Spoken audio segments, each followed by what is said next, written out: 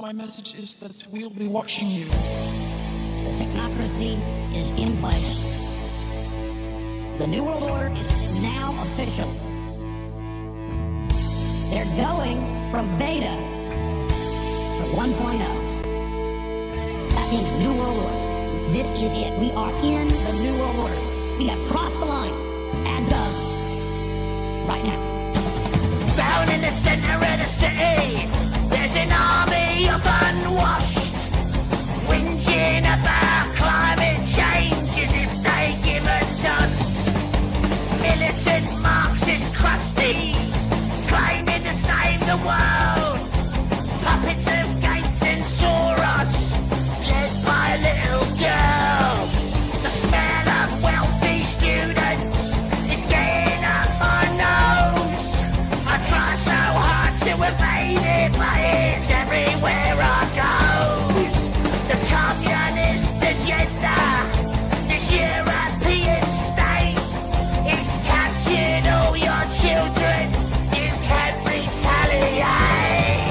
The red flags flying on the streets of England. The red flags flying on the streets of England. The red flags flying on the streets of England. There ain't no hope in the streets of England. The red flags flying on the streets of England. The red flags flying on the streets of England. The red flags flying on the streets of England. There ain't no hope in the streets of England. Abandon all positions. Surrender all your arms. Europe is now your overlord. Welcome to Animal Farm. You can't escape their judgment. You're imprisoned by their views. They laugh at your independence. They feed you their fake news. One for all and all for one. The man on the soapbox cries with his little book of Stalin quotes and a red star on his tie. The filthy zombies gather with banners overhead. A bunch of dirty fascists leaning extremely left. The red flags flying on the streets of England. The red flags flying on the streets of England. The red flags flying on the streets of England. There ain't no hope in the streets of England. The red flags flying on the streets of England. The red flags flying on the streets of England. The red flags flying on the streets of England. There ain't no hope in the streets of England. The inmates have taken over. The doctors are locked away. Bow down like a pretty little drone, and they might just let you stay. I don't believe the climate is changing by my hand. I don't need some little commie kid telling me where I stand. I don't believe the papers. All that glistens isn't gold. You don't own your freedom. Your country's already sold. This communist agenda, this European state, it's captured all your children. You can retaliate. Flying on the streets of England. The red flags flying on the streets of England. The red flags flying on the streets of England. There ain't no hope in the streets of England. The red flags flying on the streets of England. The red flags flying on the streets of England. The red flags flying on the streets of England. There ain't no hope in the streets of England. The red flags flying on the streets of England. The red flags flying on the streets of England. The red flags flying on the streets of England. There ain't no hope in the streets of England. The red flags flying on the streets of England. The red flags flying on the streets of England. The red flags flying on the streets of England. There ain't no hope in the streets of England. England. England. England.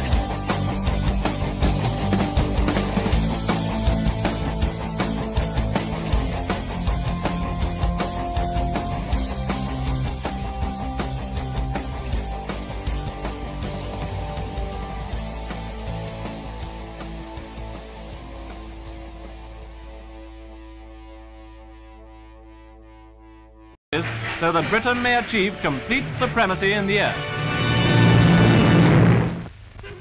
Dancing is enjoying an enormous boom, partly as the result of the war, but also owing to the popularity of a new vogue started by the Lambeth Walk. Knees Up Mother Brown in costume, a modern rendering by experts of the traditional ditty. Who was Mother Brown? Well, she was an old lady, not at all like the majority of young people now thronging the ballrooms, but here's the song with the steps, judge for yourself. Knees up, Mother Brown. Come along, dearie, let it go. E-I-E-I-E-I-O. It's your blooming birthday. Let's wake up all the town. So knees up, don't get the breeze up, knees up, Mother Brown. Knees up, Mother Brown. Knees up, Mother Brown. Come along, dearie, let it go. E-I-E-I-E-I-O. It's your blooming birthday. Let's wake up all the town. So knees up, don't get the breeze up, knees up, Mother Brown. And now, with regard to the children's holidays, there's something serious which ought to be said. Yeah, Trump the Don back at it again. Shout out Big Tucker, Alex Stein, J.P. Sears, Jordan Peterson, and Ben Shapiro. They call me racist, fake news, but Kodak Mazo, I got love for my Haitians. They cool. The media full of these federal agents. Break rules. America first, these candidates hate it. And hate you. Keep it 10 toes down, stay true. Everybody, they were loving me, so the media was switching up on me. Now they all trying to comfort me and get a little piece of my money. Greatest president of all time, if you think not, you're mistaken. The only president I love more is them blue-hunted Ben Franklins. These rappers are flexing their cars, some are flexing their house. My toilet bowl is made of solid gold, I don't need gold in my mouth. Government is full of perverts, ignoring the Hillary servers. Did Epstein really get murdered? That was my burner. Eating Trump steak, drinking Trump water. Trump towers with Trump daughter. Trump wine, I'm a super gremlin. I don't care about that loser Eminem. Trying to do me like OJ, just know the glove that don't fit. It's about to be a cold case, no love for a snitch. They call me racist, fake news, but Kodak Mazo, I got love for my Haitians. They cool. The media full of these federal agents. Break rules. America first, these candidates hate it. And hate you. Keep it 10 toes down, stay true. Wow. We're making it out of Trump towers with this one.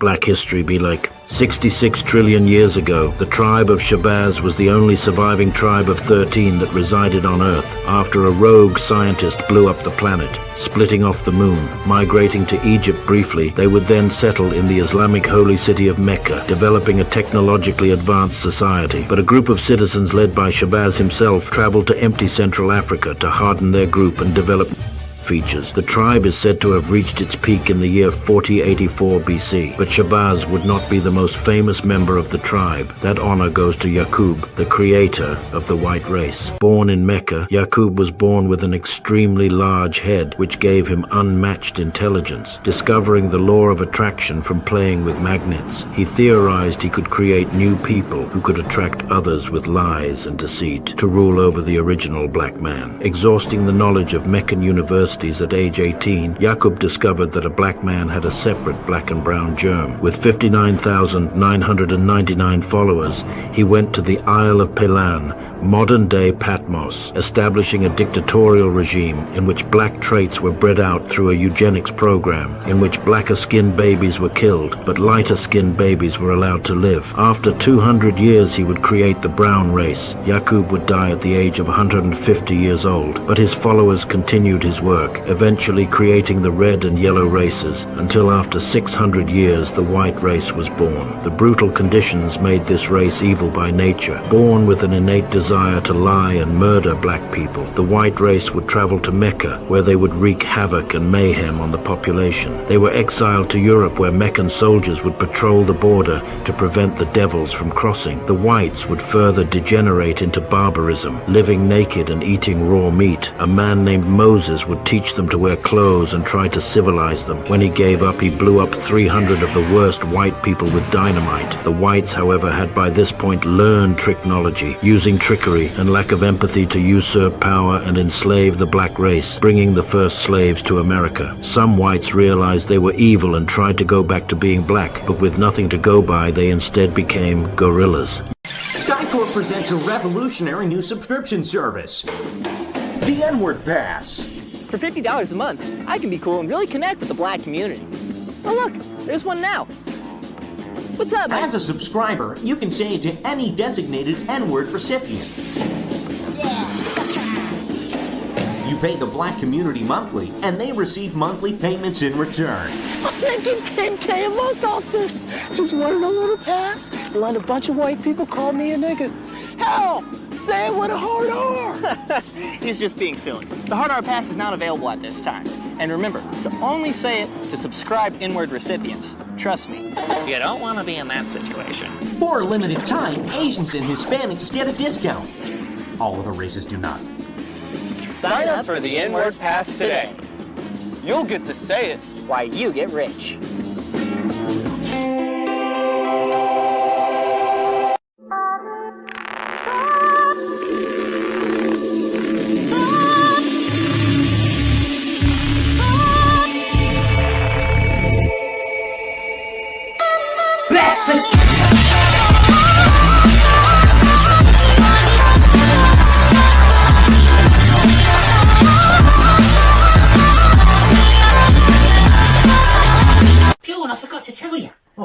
Sent us in a new toy for when we go on stage. Fuck off. Yeah, look.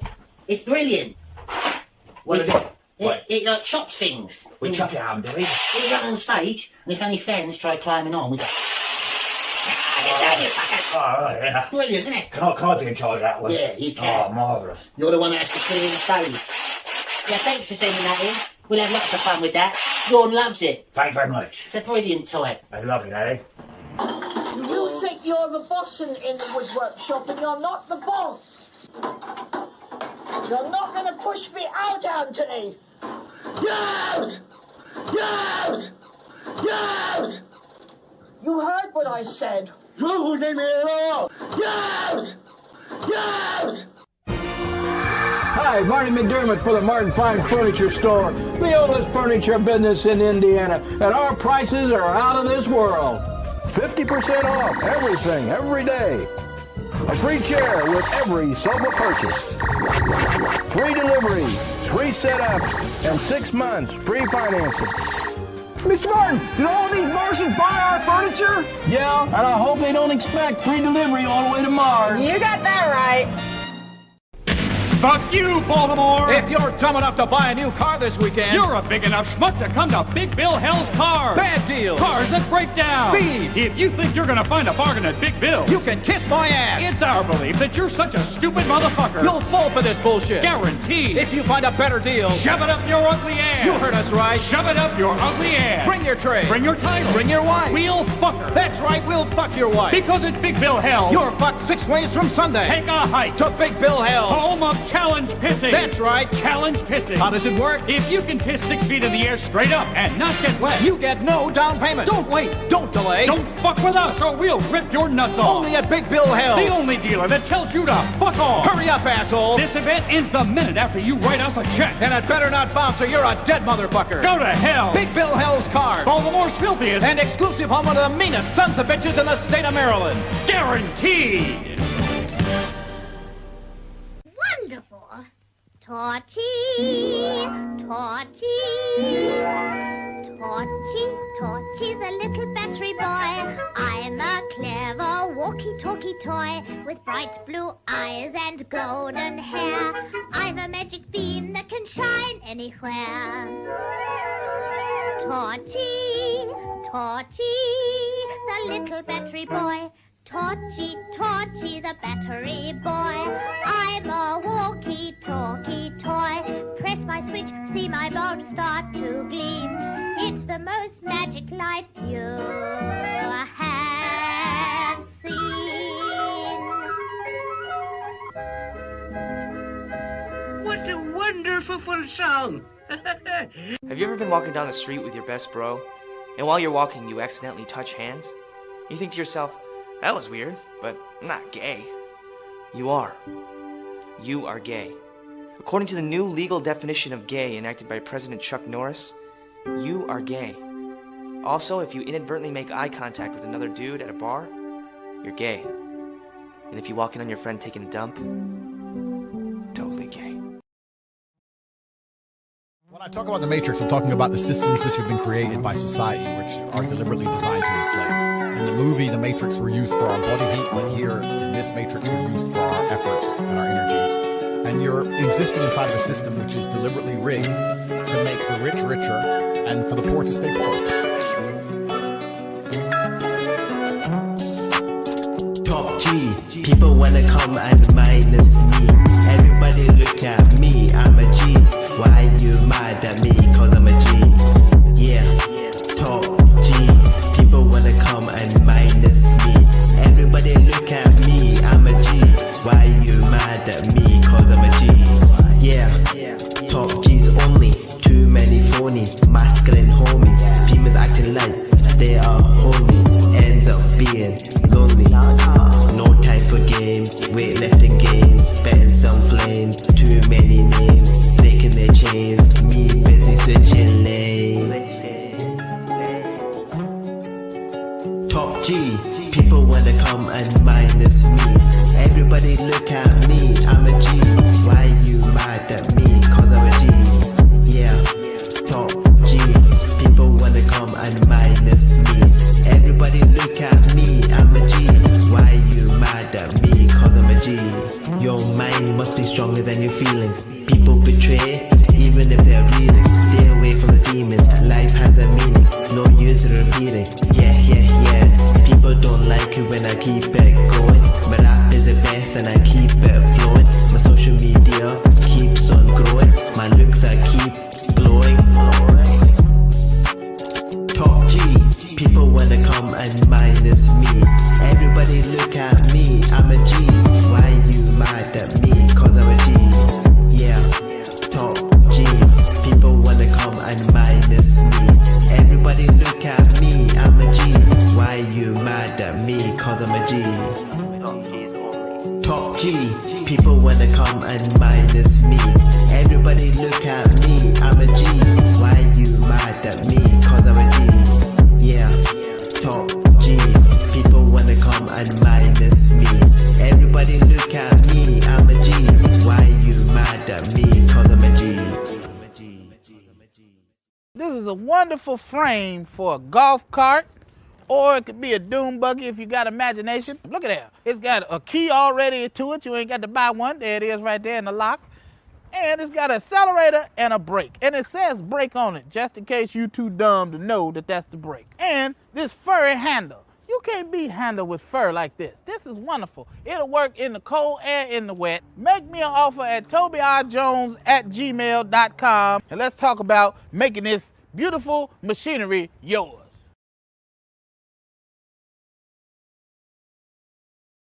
Look at that, that's words. That's educational. Hi, my name is Carla Shaw. You can stop at 5 or 6 stores or just one. I don't need friends, they disappoint me. Hi, I'm Todd LaRue. You could stop at 5 or 6 stores, or just one. I feel like a deer in the headlights of love. Honey, you've got a big storm coming. You could stop at 5 or 6 stores, or just one.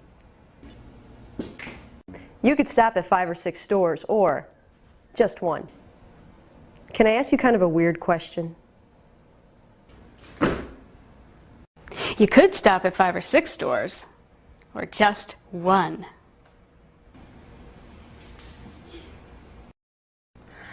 I am the queen of the universe. The waves part, and they engulf me, and the water is warm. Or just one. I can see the Statue of Liberty from here.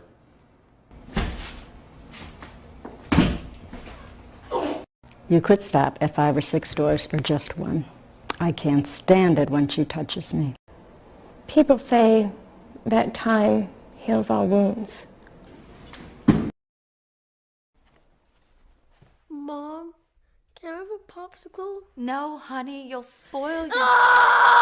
Hey parents, tired of those out-of-control kids? Throwing embarrassing tantrums wherever they go. At the grocery store, on the playground, even at the dinner table.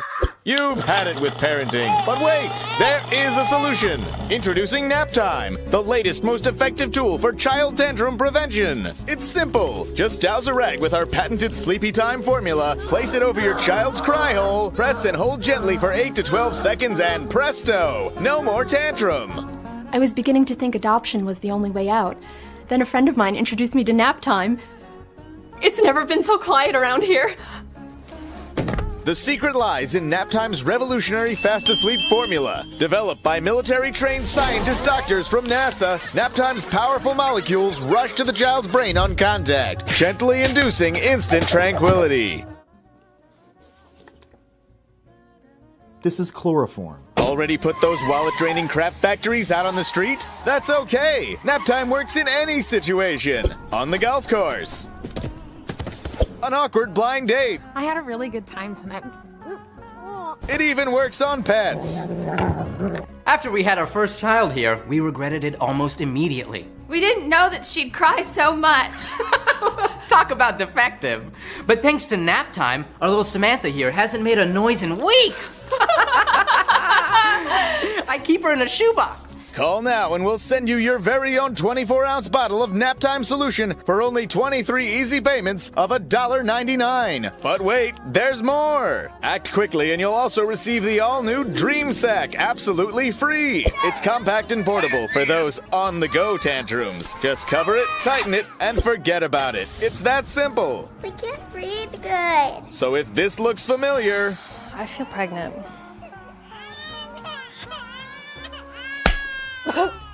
Then don't wait! Order today and join the millions of Americans who just can't stop saying... Thanks, Nap Time. Thanks, Nap Time. Thanks, Nap Time. Nap Time! When they just won't shut up. Nap Time is not legal in the following states. I know a place that's peaceful and quiet. A place where animals play.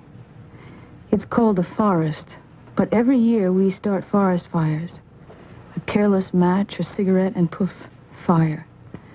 So the next time you're in the forest, be extra careful, okay?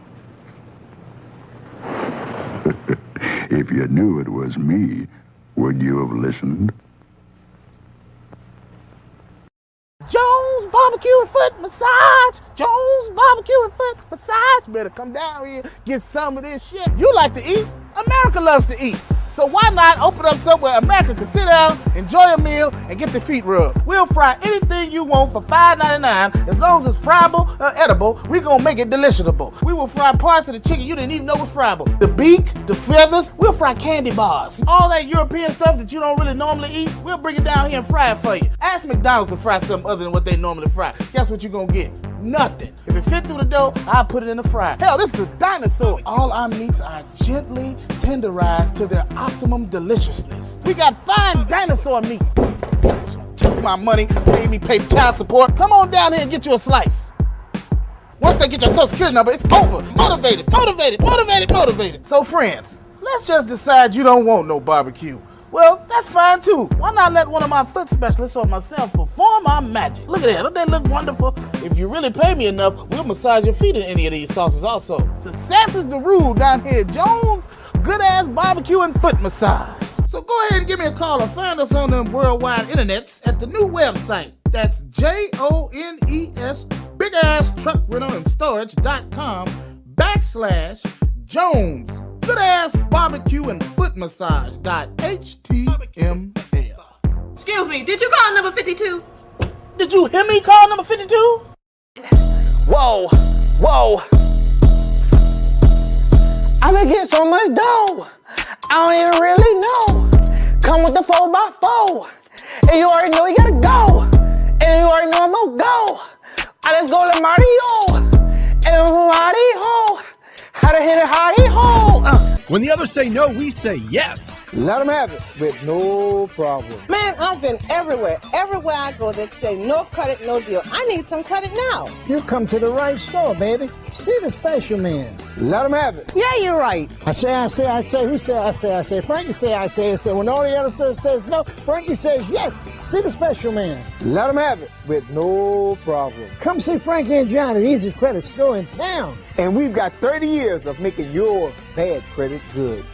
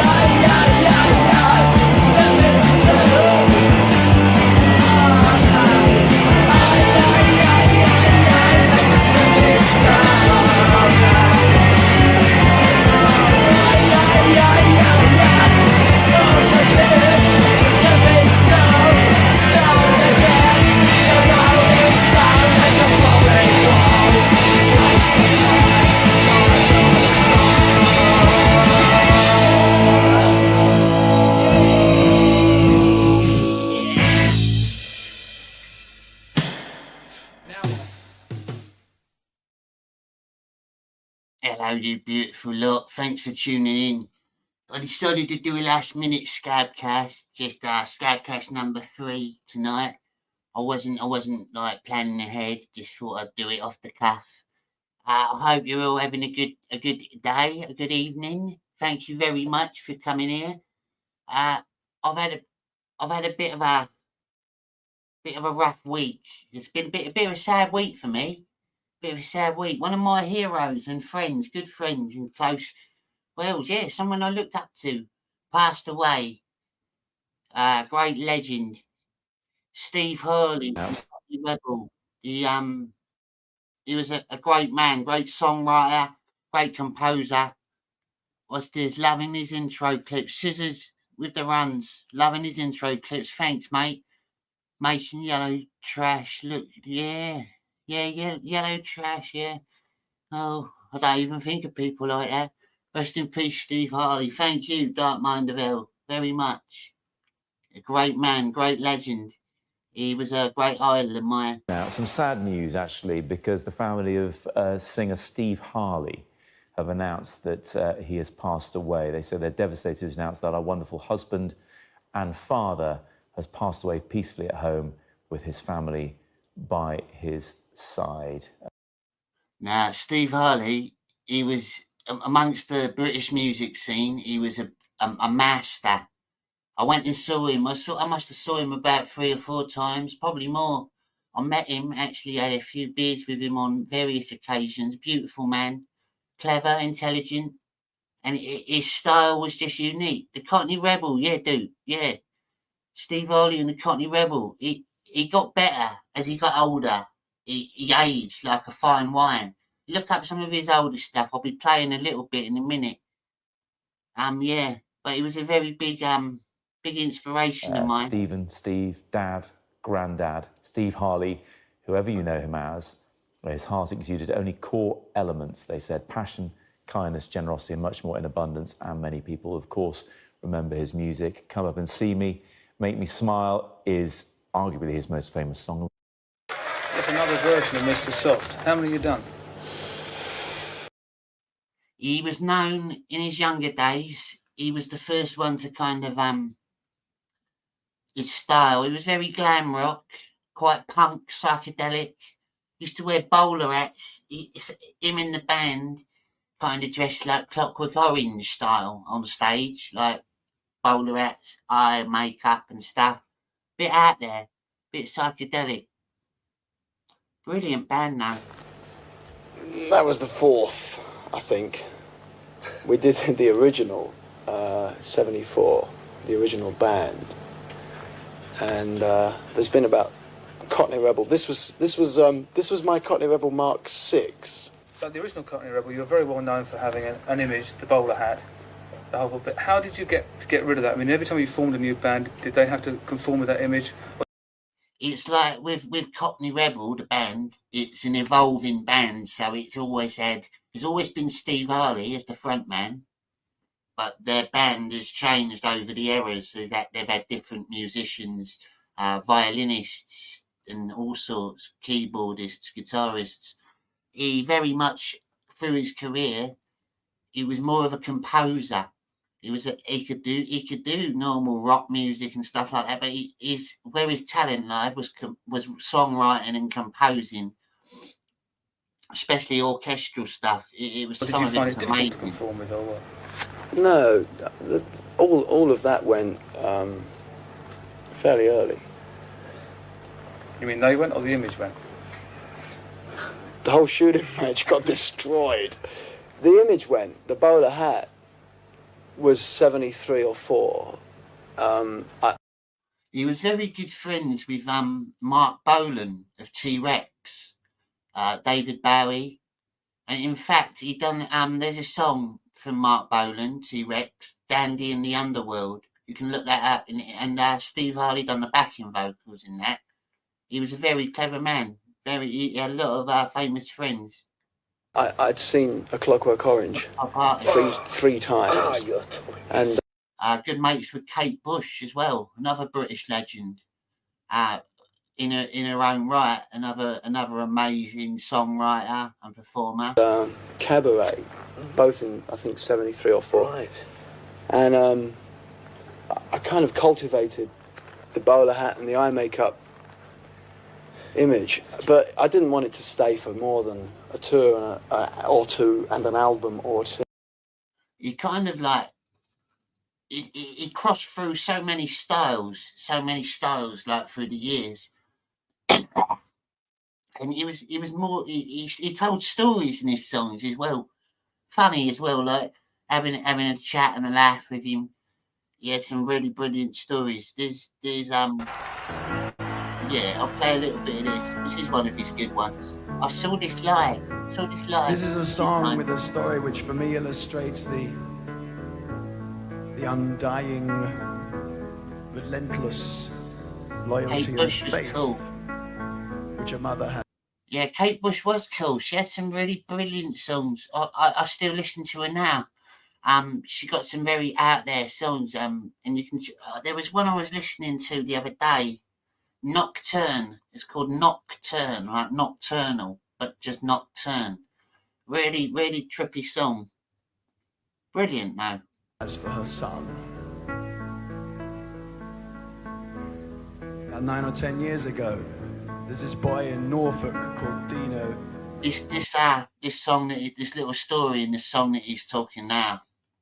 It's a true story about a young British boy who started robbing post offices. It's quite interesting. He's running around with a shotgun. He's holding up some post offices. He did this for several weeks. He got caught eventually, red-handed. I remember the cops said to him, "What'd you do it for? You've never done anything wrong before in your life." He said, "I just wanted to be somebody. I just wanted to be a star for a week or two." Well, he was that. It was on the national news. Little did he know. Isn't that mad? People out there are people like that. They're so desperate for a bit of fame and a bit of recognition that they'll do strange things that are out of character. It's been known throughout history. His mum said, "Wasn't my Dino. Couldn't be Dino. Couldn't be Dino. He lives for his motorcycle. He wouldn't do such a thing. Couldn't be Dino." Caught red-handed. He confessed. My mum still thinks I've got a day job. I wonder how many criminals there are out there that still cover up their criminal activities and then make their family still think they've got a day job. That's an interesting one. I'd like to know.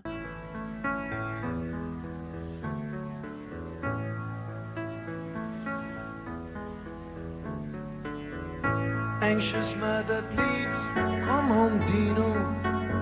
I can't believe that's my boy they're talking about. His dreams are in his mind." The emotion he puts into his music, it's heartwarming. It's deep. Motorcycle swears he's gonna sort him out. He's going barefoot like the man with no name. Gonna break into a bank if he surrendered. Imagine the shame.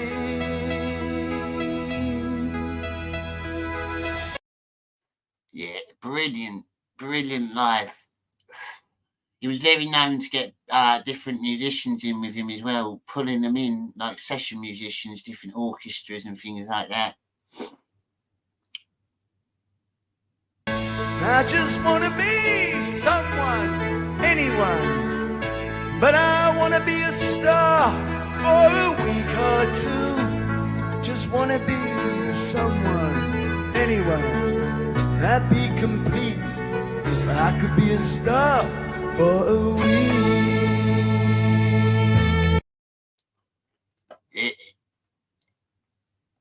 As an artist myself, it always amazed me, like seeing musicians like that could multitask, they could do more than one thing. Like he was like that. He could do all sorts of instruments, songwriting, composing, and a bit like Prince. Prince was like that. He was another great that went too soon. Indeed.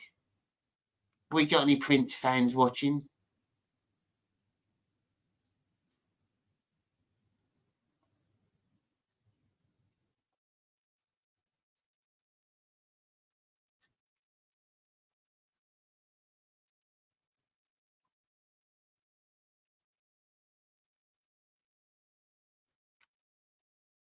Welcome, music lovers.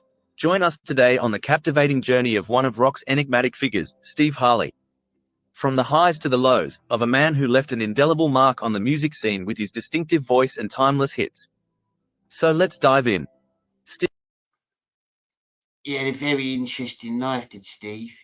He had a very ups and downs. Prince was a genius of a musician too. Yeah, he was. He was brilliant. I love Prince. If I was black, I would have been like Prince. I would have wore all the Prince clothes. I would have suited that. That would have definitely been my style. Prince made some great music. He did. A lot of babies are born to Prince. A lot of babies are conceived to Prince music. Look, everyone loves him. And rightly so. Brilliant man.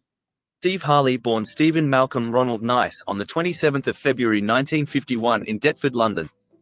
The second oldest of 5 children, his father was a milkman and his mother a semi-professional jazz singer. At 2 years old, during the summer of 1953, Harley contracted polio, That's quite a nasty disease to contract, polio, if you look it up. spending 4 years in hospital. People think people can die from that, you know. Between ages 3 to 16. Harley attended Edmund Waller Primary School on Waller Road in New Cross, London, a short distance from his family home at Fairlawn Mansions, New Cross Gate. From age 9, Harley started classical violin lessons and later joined his grammar school orchestra. By age 10, he began learning. See what I mean? Like, he wasn't just a rock and roll pop rock singer. He was classically minded. Violins, orchestras, and that when you mix that with rock and pop music, that makes hits, that makes legendary songs. Learning guitar after receiving a Spanish nylon strung guitar from his parents at Christmas. Between 2 major surgeries in 1963 and 1966, whilst hospitalised at Queen Mary's Hospital for Children in Surrey for 9 months, the ward received a visit from the Rolling Stones on a goodwill PR trip. Charlie Watts engaged with the children, while the others joked about a large poster of the Beatles.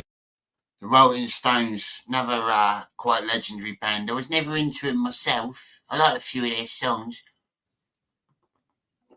but you can't deny their greatness. They've got a very big fan base for that sort of music. They're all right. Beatles on the wall. During this time, whilst still recovering, Harley was introduced to the poetry of T.S. Eliot and D.H. Lawrence, the prose of John Steinbeck, Virginia Woolf and Ernest Hemingway, and the music. That's another thing. Very deep into poetry was Steve Harley. And you see that coming out through his music, and as a person when you speak to him. Music of Bob Dylan, which inspired him to a career of words and music. Jonny.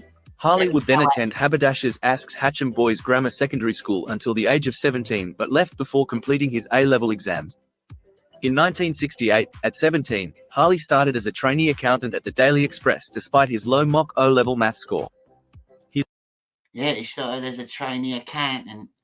And I also think he was a journalist at some point as well. Very intelligent, as I was saying. He later transitioned to become a reporter, working for Essex County newspapers after being interviewed by various editors. Over 3 years, he contributed to several publications before returning to London to work for the East London Advertiser. Unwilling to conform to certain editorial demands, Harley sought to be fired, which he achieved by not adhering to dress code standards. His former colleagues included notable journalists. Was a bit of a natural rebel with Steve. I guess that's where the name comes from, eh? Cockney Rebel. Like John Blake and Richard Maddeley, the latter took over Harley's desk at the ELA in 1972. Also, he was quite a handsome chap. For the time, for the era, a lot of women liked him. Look at him, sharp in a suit. Always well presented was Steve. Fashionable. Bit like Rod Stewart. A lot of the women loved him. He's mates with Rod Stewart as well. That's another one. It's another one he's mates with. In 1971, Harley started his music career playing at folk venues, including Les Cousins, Budgies, and the Troubadour, alongside renowned musicians like John Martin and Julie Felix. He auditioned for the folk band Odin in 1971 and began busking around London in 1972 while writing songs. Not long after, he formed Cockney Rebel in late 1972 as his own musical outlet, moving away from the folk scene. That's another thing. He was very big on owning the rights to his own music, like moving away from the record labels. Very, very punk attitude. Wanted to make it independent, you know, not so like owned, selling your souls, stuff like that. The original Cockney Rebel lineup included Harley, Crocker, drummer Stuart Elliott, bassist Paul Jeffries, and guitarist Nick Jones, who was later replaced by Pete Newnham. However, Harley decided the band didn't need an electric guitar, especially with keyboardist Milton Ream James joining, so they focused on Crocker's electric violin and Ream James' Fender Rhodes piano. In 1970, I think the first band, Les Cousins, yeah. Yeah, the first, he's gone through a lot of famous musicians that are Cockney Rebels had a lot of members over the time. I think the first lineup, they split off to make like a heavy metal group or something like that. And that's what his hit was about. Come Up and See Me, Make Me Smile. People think it's a love song, but it's not. It's about it's kind of like well, it is kind of, I guess, but it's to his band, to his first band, who he missed. They all wanted to go off and just do heavy metal, and he wanted to do a bit more. He was a bit more expansionist. He just wanted to try different things, experimental. Yeah, I guess you could call it. 1972, Cockney Rebels demo tapes caught the attention of Mickey Most, leading to their first contract with Rack Publishing. This prompted EMI Records to offer the band a 3-album deal. Produced by Neil Harrison, Cockney Rebel recorded their debut album, The Human Menagerie, in June and July 1973. While their debut single... I mean, look at that fashion. That's like pure pimp, innit? That's the sort of thing like, you know, like, that's French Duke style, that's proper shit. Sebastian found success in Europe. It failed to chart in the UK. Look at that. That's Don shit, that is. Look at him on his throne of wicker. Similarly, The Human Menagerie faced commercial disappointment upon its November 1973 release, but it garnered critical acclaim and achieved cult status. Following The Human Menagerie's disappointment, EMI urged Cockney Rebel to produce a potential hit single. Harley reworked the unreleased song, Judy Teen, which peaked at... That was another classic song. Judy Teen, Queen of the Scene, yeah, that thing, glamour. Number 5 in the UK upon its March 1974 release. During February and March of the same year, the band recorded their second album, The Psychomoto, produced by... If you want to look him up, you should really look this man up. I'm not just blowing fucking smoke up your ass. This guy is amazing. He's amazing. His albums, they'll take you away. They'll take you away, especially if you like deep albums. And he's got a good sense of humour as well, a bit dark. The Psychomoto was very psychedelic. Very, a lot of stories in it. Very, very interesting album. By Harley and Alan Parsons, reaching number 8 in the UK upon its June release. Tensions arose during their May to July UK tour, leading to several members leaving the band due to disagreements. Crocker, Reem James... That was the album when I first ever went to see him as a young man. That was the album that he was doing on the tour that I went to see. It was the Psychomoto tour. And I saw him in London a few times, got to meet him in the pubs. Just, brilliant, man. And Jeffries departed after demanding songwriting contributions. Contrary to the initial agreement, Harley would be sole writer. Following the split, the single... Yeah, I believe Mr. Soft was on that album, actually. I got a big feeling it was. For anyone who don't know what Mr. Soft was a song he released that got on like adverts and all that for soft mints and things like that. It was ding ding ding ding ding ding ding ding ding ding, like circus sounding. It was really, yeah, look it up, Mr. Soft. I can't play it because I'll get struck. It's one of them. It's a very famous song. But yeah, I think it is on that album. Mr. Soft, from the Psychomoto, reached number 8 in the UK. You got it right. Left bandless, Harley began seeking new musicians while collaborating with Parsons and Dutch singer Yvonne Keeley. EMI released Keeley's Tumbling Down in August 7. Tumbling Down, another song. You got to look that one up. Tumbling Down. In fact, I think I got a little clip of it here. Hold on.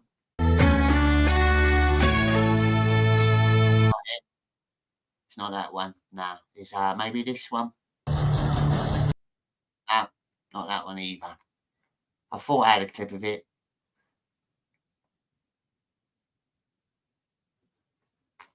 I'll have a look for it in a minute. 74, with Harley's solo debut, Big Deal, following in November.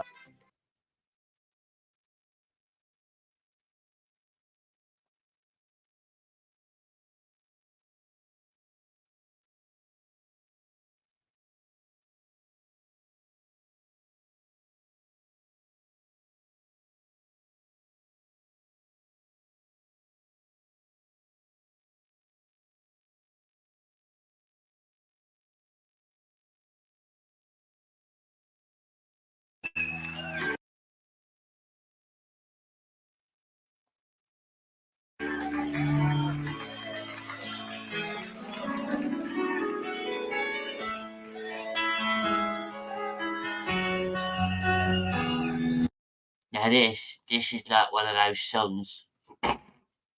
If you're at the gigs, it's just epic. The way it's done and the emotion and the feel in the crowd. It's you feel the raw. Well, thank you.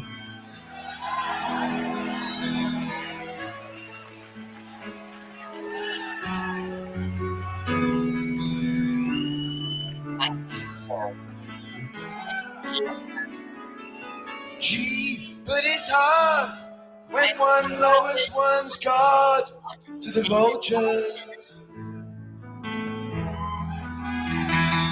Now me, I regard it, I taught you as hardship that smolders. It's like a peppermint eaten away. Or will I fight? When will I swagger? Or swag? When he first wrote these songs, he was so like, they were all back in them days in Britain in the rock scene. They were all into like mind altering drugs and psychedelics, mushrooms and acid, in like coke and heroin and stuff, even sometimes. Although it was a lot cleaner back then in the 60s and the 70s. The heroin, it wasn't cut down with as much shit, so people didn't die from it as much. It didn't poison them as much, but it was still very addictive. Same with cocaine as well. It was a lot purer back in them days, a lot cleaner, not cut. Evil lady, she cries like a baby to scold us. He is one of the most amazing violinists in the world. If you look him up, his name is like Barry Wickens, and look at his stuff, and he's brilliant. He'll blow your mind. He was someone who was he's a member of the Cockney Rebel, but he also does a lot of solo stuff as well. He's another one I highly recommend. Another person I've met as well, actually, and he's very intelligent as well. He's extremely intelligent. Hail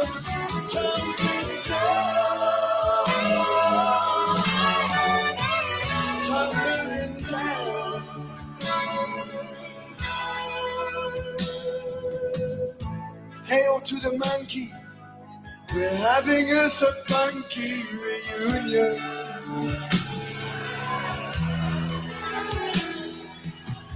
Wasted and sunk, he can only have Sunday communion. A lot of hidden messages as well in Cockney Rebel songs. Political, very political. So it went, and the musicians went as well. The very first band split up because we didn't like each other. I mean, I remember reading about Steve Harley and Cock. That's the reason a lot of bands split up, is because they end up falling out with each other. I've been very lucky like that with my band. We've always got on. We're like the Three Musketeers. We've got our own little skills, and that's what makes us. We got a lot of it's like a brotherhood. Rebel, and I thought, what for want of a better word, find one. You know, I mean, you were such an obnoxious person in print. Yeah. I think that I did perpetuate the myth that a lot of lead singers as well. You'll find a lot of lead singers. Not me. I'm pretty much the same. But a lot of lead singers are very arrogant, very stuck up.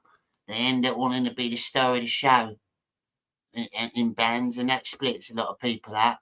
Record labels play on it too sometimes. They actually try and make the lead singer think that they're better and they don't need the band. They could just use any old band, but it don't work like that. It's like an army. You've got to train together. You've got to know each other. I was arrogant and ruthless.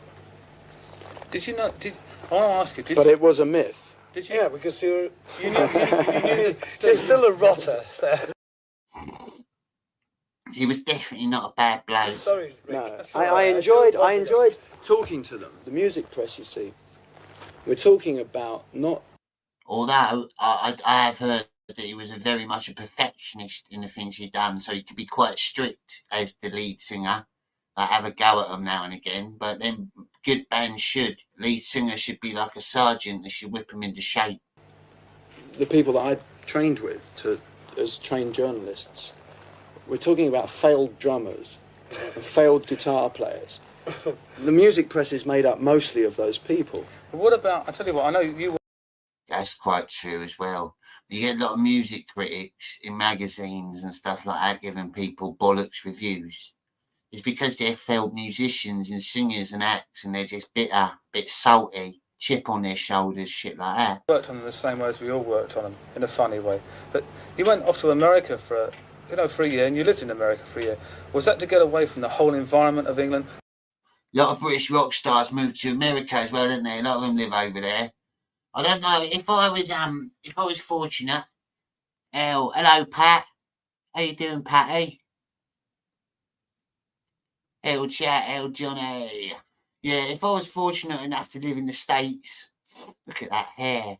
That's a good mullet, isn't it? Not a mullet, more like a Lego cut, bowl, medieval peasant sort of cut. BG. Yeah, if I was fortunate to live in the States, I'd probably move to, like years ago, I would have picked California before it became woke. I would have thought that's a lovely place with all the beaches and mountains and stuff. But I probably wouldn't go there nowadays. I'd probably go for like the north, or like, I don't know, even some places in the south are alright. Texas and like around Miami and New Orleans and all that. I like that area. Yeah, probably the south. I'd probably pick the south or the north nowadays. Up by Canada maybe. The whole musical thing, or just so you wanted to go away and, in other words, see the wood from the trees or the trees from the wood or whatever? No, it was to be a tax exile and save money. Yeah, but you must have learnt out of it. I wonder if that's true. I wonder if you could stash a bit of money away if you live in the States. That'd be handy to know, actually. We got a bit of money coming in now as a band, and we got to find ways to make it disperse a bit. Wrong. Well, I learned that I wouldn't want to go and live in Los Angeles again. I wouldn't say America. Well, in Los Angeles, there's too much sunshine. Too much sunshine in Los Angeles. You know, the thing is, Brits, we're not very good in the sun. We can't handle much sunshine. Some of us are. Some of us can. Some of us are lucky enough to have a bit like darker skin and like more sort of tolerance to it.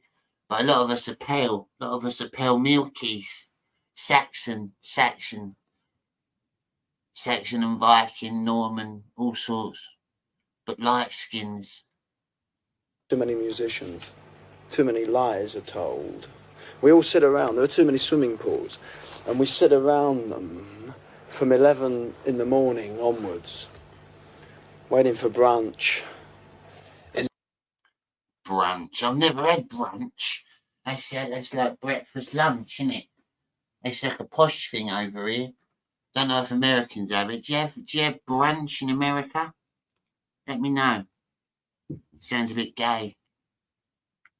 The champagne to be cracked, and they sit around boring each other and telling lies to each other. Is there the Hollywood myth of, for example, for the actress or the actor who goes over to Hollywood after he's done quite well over here or very well over here to think that the final piece of gold is over in America? Do you think that still exists for the musicians? Because a lot of them do, don't they? The only musician that would do that would...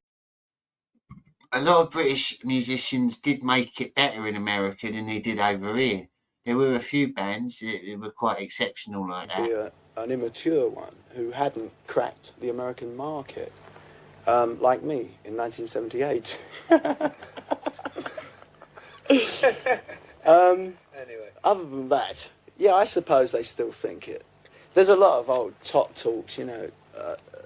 Our friends and people like us go over there and stay for a year, and they talk about getting away from the environment, as you called it, when deep down it's...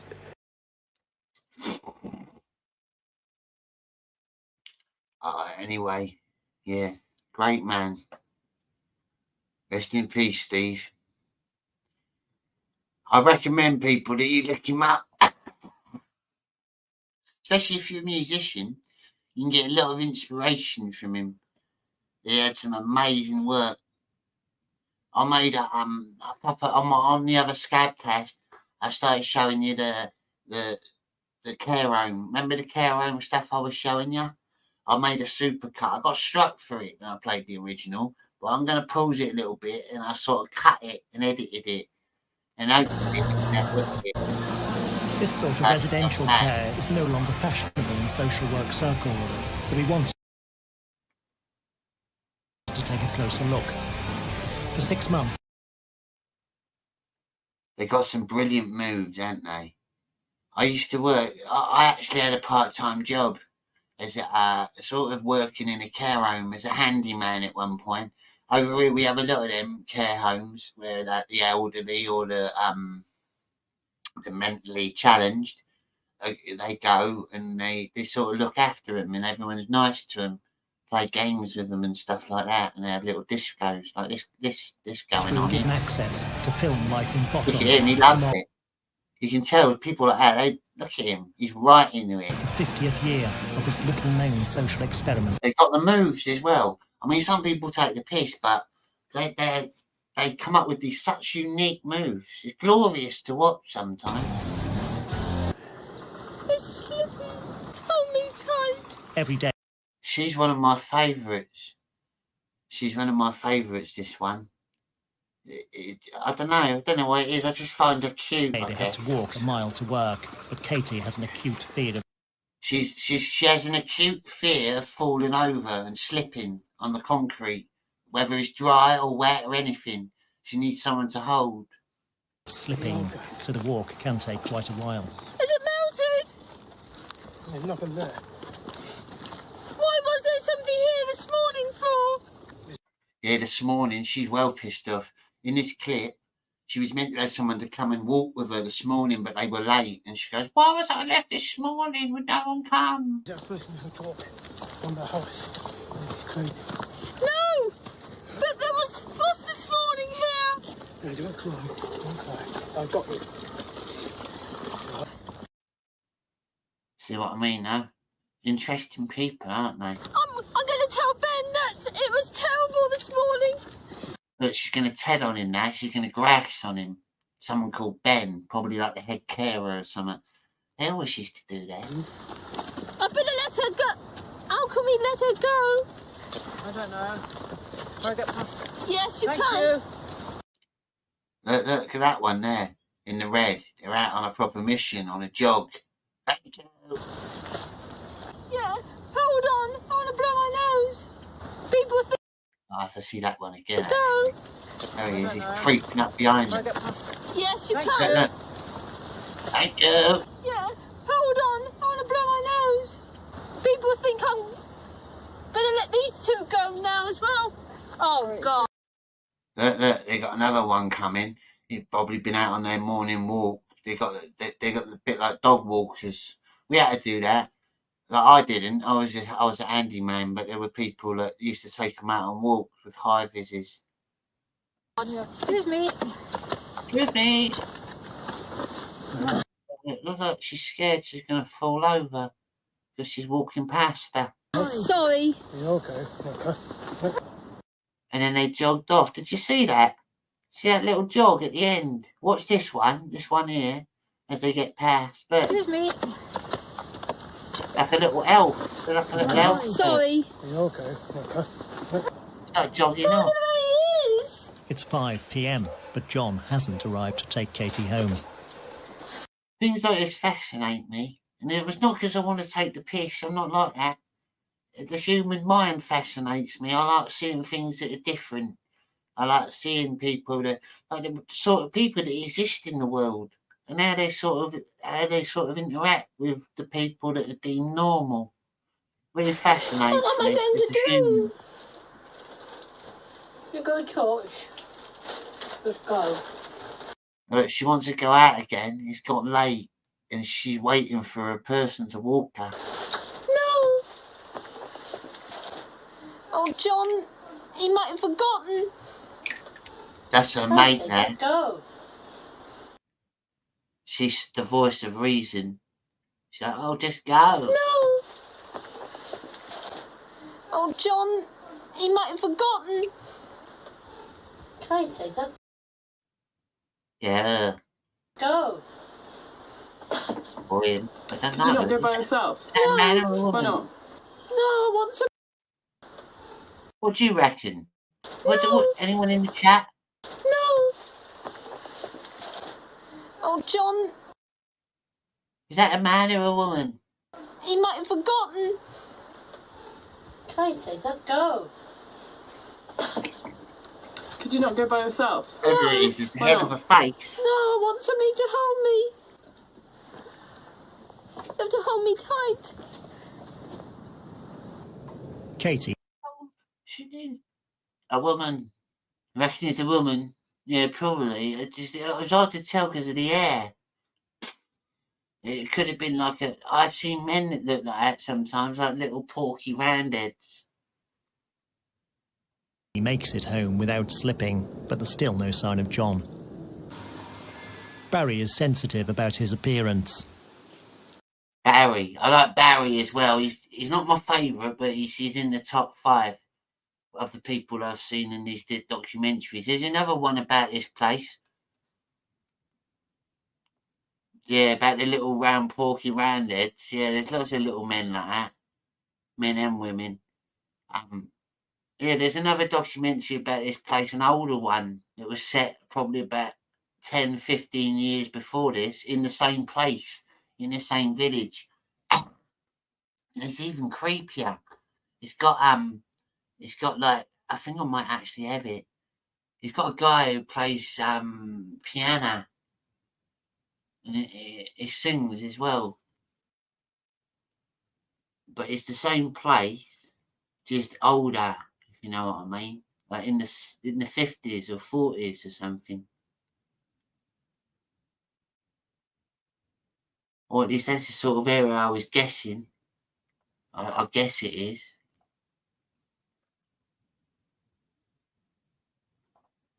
A Camp Hill community and charitable trust for adults with special needs. This guy, right? Everyone get ready. Turn this up, all right? Turn your sound up, all right? I'll give you 5 seconds. This is an amazing song. You're gonna love it. 5, 4, 3, 2, 1. Hit it, Jim. And Botten in 1967.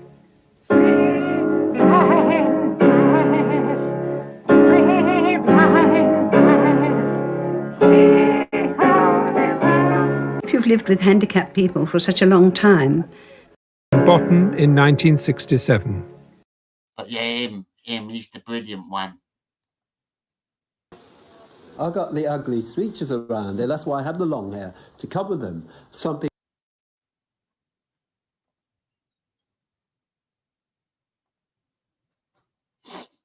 people say cut it short, others say keep it long. But whether long or short, I suppose it. He's very regal, this one. He's very regal. I reckon he's a born leader. You can just tell. It doesn't really make any difference. The others would look up to him. He looks wise in the way he walks. The story's just. I used to know a Rasta like that. Down in Brixton. He used to live near Brixton Market. He was very wise and old, but he walked a bit funny. He had a stick. He had like a wizard staff, Rasta staff. He was a wise man. The same. Does anyone like your features and think that you're not ugly, Barry? I hope not. I wouldn't like to imagine that they did.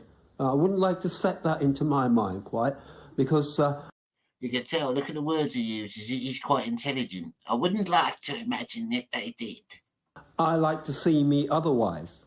I like to look at myself the other way round. With the head turned to where the neck is and everything in disorder. People underestimate them. They underestimate them. When I worked in the care homes, there was a few, Rasta staff. Like, sometimes Rastas have got like wizard priests. I'm quite close with the Rastas. I'm an honorary Rasta. I go to Jamaica quite a lot. I don't know what they actually call them though, but they're like wizard priests. And they walk around with big staffs with like lions on, the Lion of Zion, and like big hats. Like the bigger the hat, to hide the dreads, the more powerful they are, sort of thing. I call them Rasta staffs. But yeah, that's what I mean, like a wizard staff, sort of walking stick type thing. You'll see them around, sometimes in Britain. Shifty old Rastas. They look wise with their sticks. And you ask them something and they're knowledgeable. They'll tell you stuff. Owen arrived 6 months ago. He's autistic and he can... Right, this guy is autistic. He's another one of my favourites. These are all the people, I've cut this. These are the people that I picked out of the bunch. These are my creme de la creme of the documentary. And this guy's good. They give him a camera and he starts thinking he's like David Attenborough. He starts like documenting people. And you can tell he's pissing them off, but they've got to play along with it. Communicates mainly through questions. And would you get surprised if you saw the grass red? He asks them like totally random questions.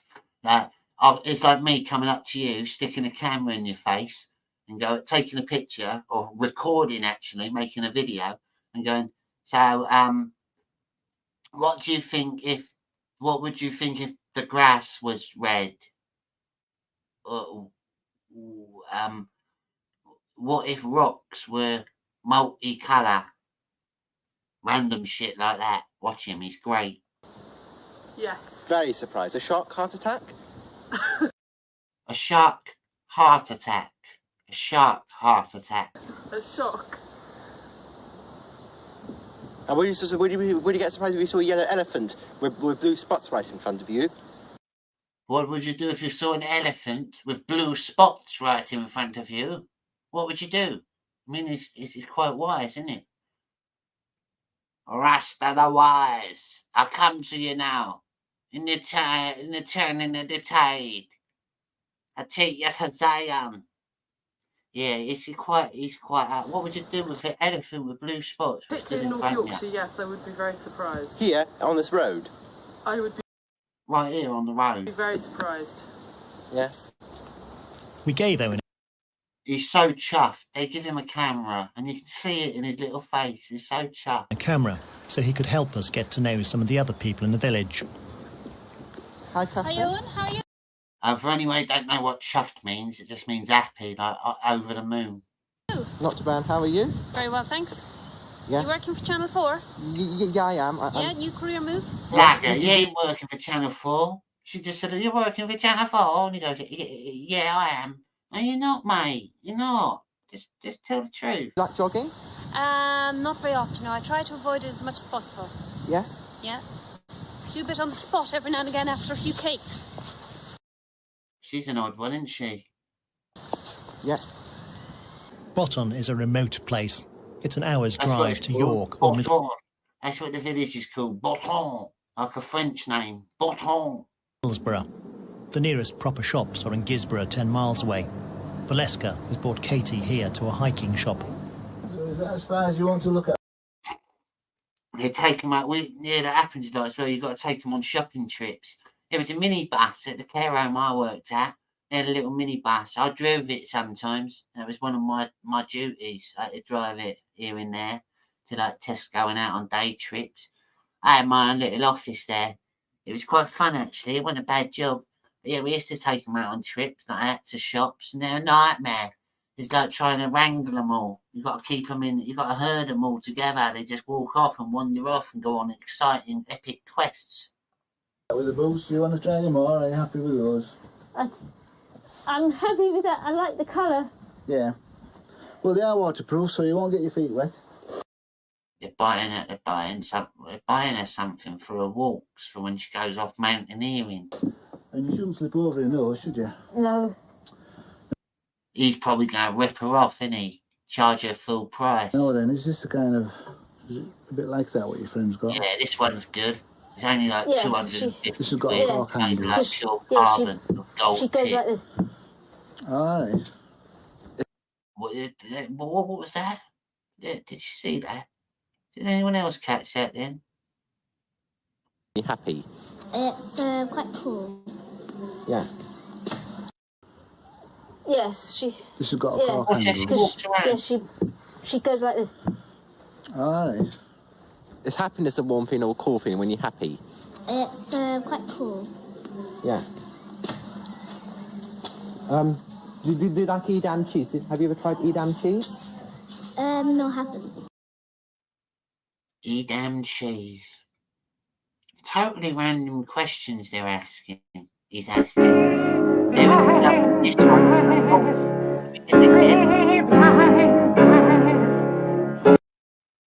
In this one, there was another thing as well I saw. This woman who was babysitting, they let this woman take a little child and she was babysitting her, but she wasn't like all there, if you know what I mean. Here we go. It was quite scary, actually. It's quite scary to think. Take on a great deal of responsibility. I'm looking after. Take on a great deal of responsibility. For them if they can't do it themselves. Several of the villagers at Botton were originally at one of the Camp Hill schools, and many, because of the protective environment in which they live, are able to take on a great... This one here, this woman, someone's actually let her take her child out for the day. They let them take that. She's guardian in it. She's watching it. She got it in her hand, and she's not all there. It's mad. Watch her. Deal of responsibility. I'm looking after children. She's upset because her mummy's left her this afternoon. How old are you, Tia, now? How old are you? 4. 4, she said. She's 4.5. She's proper. She's like she's got like a German accent. 4, she said. She's 4.5. And she speaks flat out. Look. She's 4.5. Is right? When's your birthday, Tia? When? When is your birthday? How intimidating, that poor little kid. Was that poor little kid reel back in horror as a goofy German face comes in? When's your birthday, Tia? When? When is your birthday? When? Poor kid. She's like, I don't know. She's like, when? Poor kid. Tia? When? When is your birthday? When? Don't know. The 4th of... That little kid's like, I don't know. Fuck off. Get out of my face, you horrible bitch. September. Look at her. Tia. You want to take... She's crazy. 4th of September. Tia. You want to take her to her mum? You guys want to come there to Mum? Bye-bye, Beryl. Thank you. Bye-bye. Say bye-bye. Bye-bye. Bye-bye. Bye-bye, Tia. Say bye-bye. John Fry. Mad, isn't it? Do you like cheddar cheese? Yes. What do you think of Tony Blair? Oh, he's not too bad. Look at him. If I was an old man, I'd have a pipe like that. Very sophisticated, isn't it? With what they call it, like classy. Which house do you live in? In the woodwork shop, it's Anthony's responsibility to Oh, here he is, the general. fill the water heater in the kitchen. It's a role he guards jealously. They tell you the tale of him, and he's like, it's his responsibility to look after the water heater in the kitchen, a role he guards jealously. It's brilliant. It's brilliant. He's my top favourite. The one that's going to play now, Anthony, he is my top favourite. If I could pick one to take home, I'd pick him. Oh, he's not too bad. After this man, yeah, the next one, Anthony, which house the do you live general. He should be everyone's In the favourite. woodwork shop, it's Anthony's responsibility to fill the water heater in the kitchen. It's a role he guards jealously. Look at him, he's on a mission. He's making sure he's on a patrol. He's making sure that no one's messing around with his water heater or filling it up, because that's his job. That's his task. That's what they give him. That's what they told him to do. And he's pissed off because some old bin keeps filling up his bloody water heater before he gets a chance to do it. And I understand. I'm on Anthony's side. Job. Look. It's my job to fill it. Look, it's my job to fill it, he says. He comes in, he goes, yeah, that is my job. It's my job to fill it. It's my job. It's my job to fill it. I know, but I need some hot water to wash up. Look at this horrible Karen. She's like, yeah, I know, but I need some hot water. Well, tell him he needs some hot water and let him fill it up then. Don't be out of order. Look, can I do it, please? Okay, let me do also. I've done it on now. See, look at her, just winding him up. I've done it all now. How condescending is that? My God. He thinks he's the flipping what's it of this woodwork shop. He is the what's it in this woodwork shop. Get used to it, love. Yeah.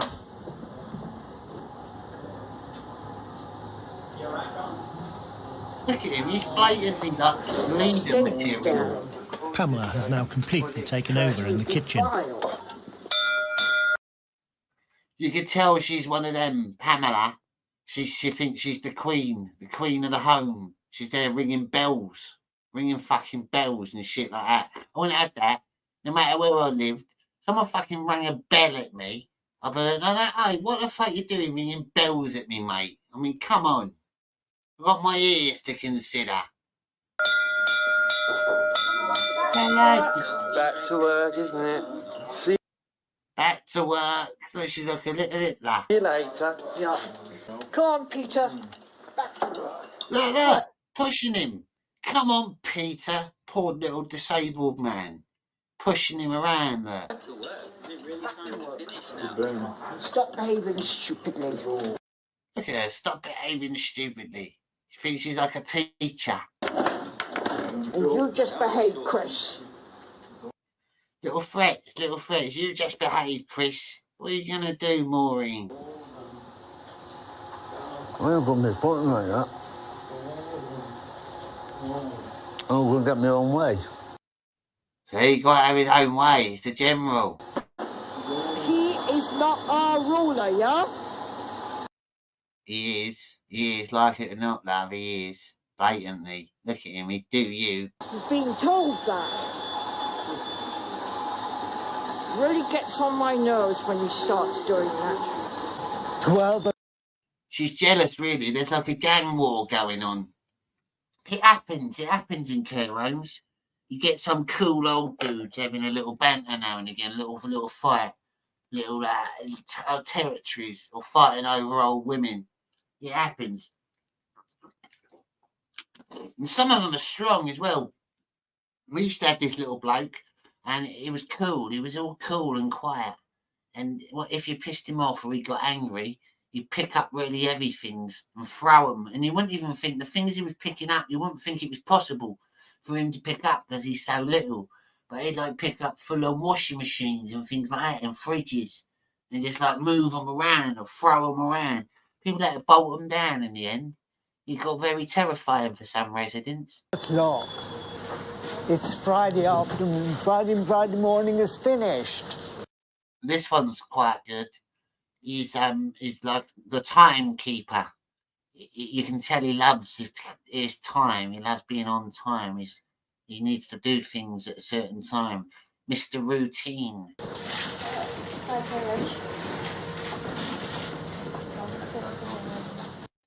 He has to show, at the end of the day, his work's finished, so he goes round in his workplace, shaking the hands of everyone he can.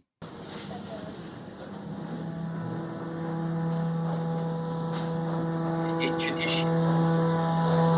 Good afternoon, 12 o'clock.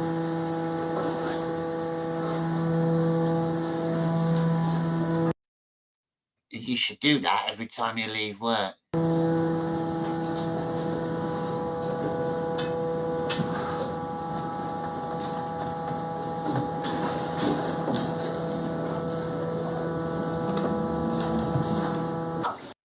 He went back into his cupboard when he finishes work.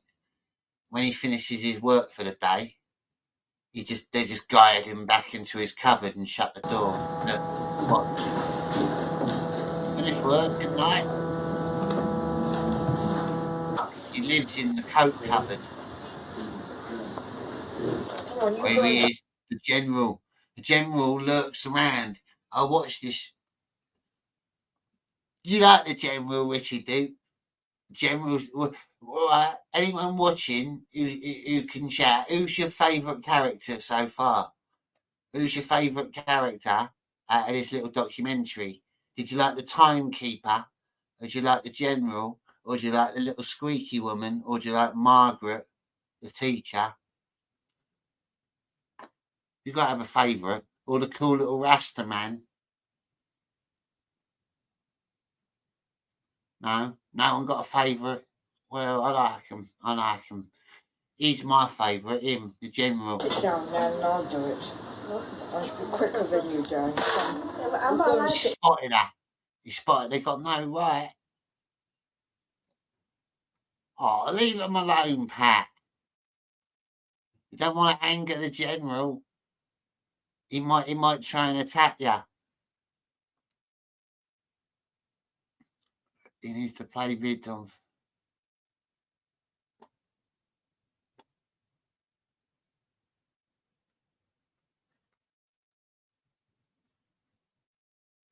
Did I get took down again? I didn't even notice. Didn't even show it on my end. Am I back yet in the chat? Am I back?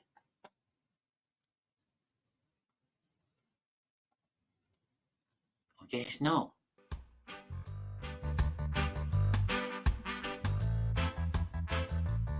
Let me know when I'm back. I'm guessing from the chat that I've been put down because they're saying I need to play the vids at higher speeds. Let me know when I'm back on. Can you hear me? Am I lost in the Riververse?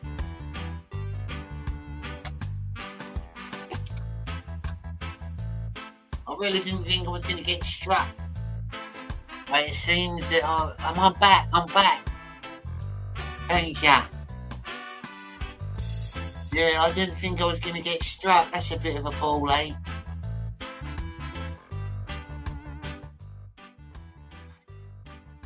But yeah, that was one of my that was my supercut anyway. It was my supercut. I hope you enjoyed it. I would have really liked to know. I would have really liked to know your favourites, your favourite characters.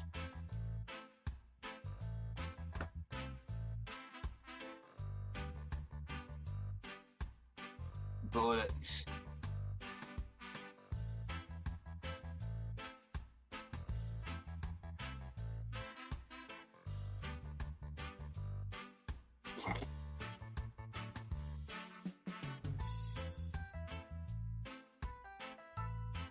British Cecil. The British Cecil? That's a new one. British Cecil, well, I'm a little bit better than him, you know. I mean, come on, give me some credit. I'm younger and more beautiful. Suppose he's not the worst I could be compared to, though. He ain't that bad, is he, old Cess? I quite like old Cess, actually. He's quite funny sometimes. But I wouldn't say I'm the British Cecil, though. I'm not really, I don't know. What have we got in common? We both wear, like, he wears a little bit of a mask, I guess. Let me know what makes me the British Cecil. It's interesting. If anything, he's the American Johnny Scab.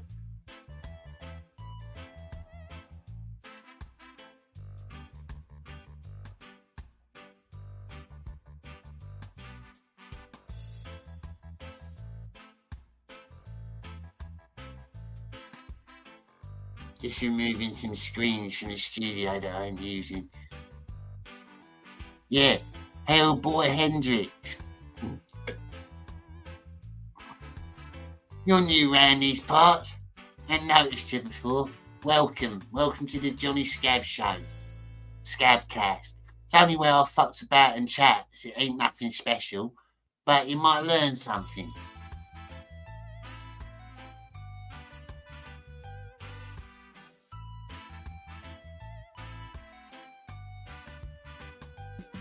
My mate Richard Duke, he's always in here. He's quite good, he is. One of my favourites. He always comments. Richard Duke. Patty Q, Pat, he's a brilliant bloke. He's one of my partners in crime, Comicsgate Commanders. He's brilliant. But Richard Duke, he's some sort of shady gangster, he is. I knows it. I knows his style. He leads some sort of mafia.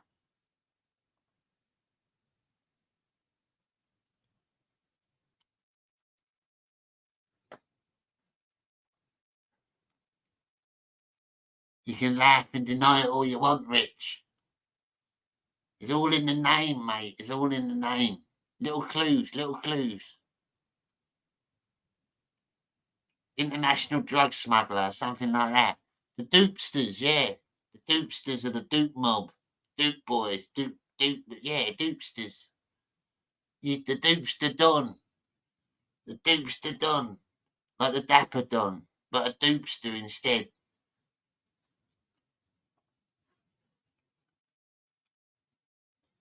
I was actually looking the other day. There's some mafia stuff. Watching mafia documentaries. It fascinates me. It's another thing that fascinates me. Different, like the mob and different, how they got like the Costa Nostra and stuff like that. Secret societies.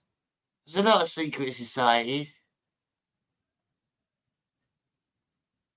People don't believe in them most of the time, but some of them are just out in the open. Oh.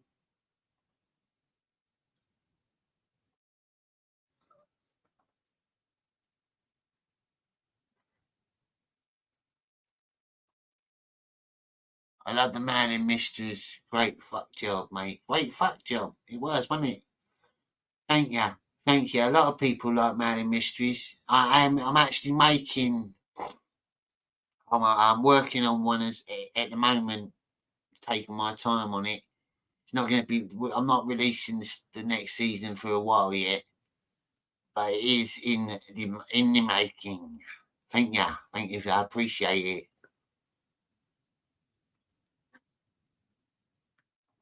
I enjoy making it. It's very it's good to make the story.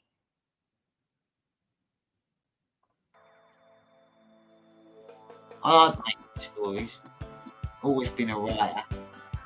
Whether it be songs or stories.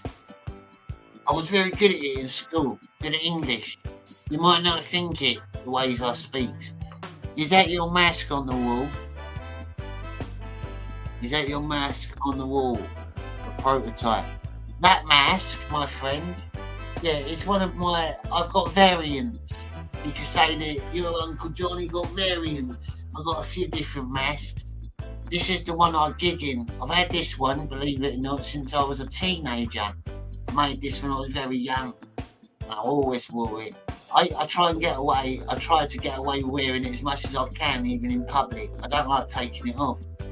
Sometimes I even sleep with it on.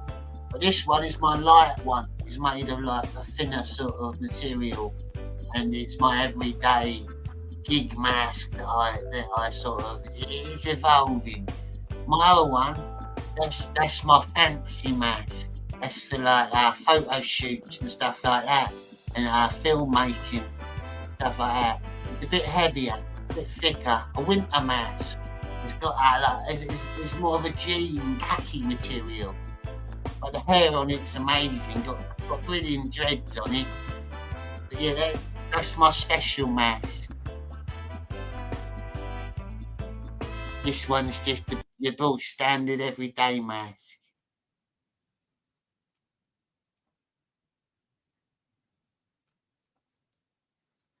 I was looking the other day. I was looking at my old channel because I've got a dead channel. You don't want to subscribe to it because I can't get back into it. So it ain't worth you subscribing to it. But if I could find it, it was I was looking at my old show on there. I done like a pilot show. It was quite interesting. I forgot I did it, to be honest.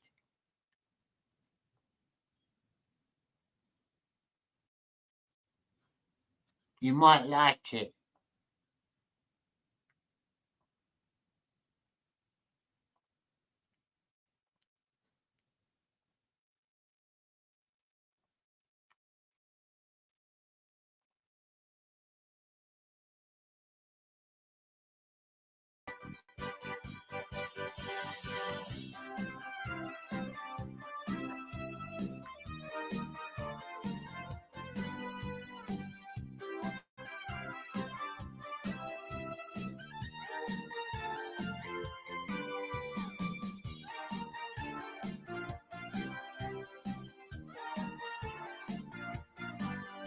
What is it? Ah, right. Hang on. What is my mask all about? Someone's asked what my mask is all about. Well, Hellboy Hendrix, ever since I was a young child, I've had quite a weird life. I was born with a skin condition, quite a nasty skin condition. It's on your face. It makes you have like scabs on your face. You can look it up. You can look it up if you want. Epidermolysis bullosa is called. It's a horrible word, but it's quite vital. So I always wore a mask as a kid, and I made my own mask. Obviously, it didn't look like this when it first started. It was kind of cleaner, and over the years I added to it. But because of my scabs on my skin, I usually like put cream on them and then put the mask on top, and it stops it itching and stuff. It stops me scratching it as much. Just more comforting. And obviously, because I'm in a punk band, there's a bonus as well. People think it looks good on stage, and I can get away with more because people don't know who I am out in public. I can just be me and be who I really am.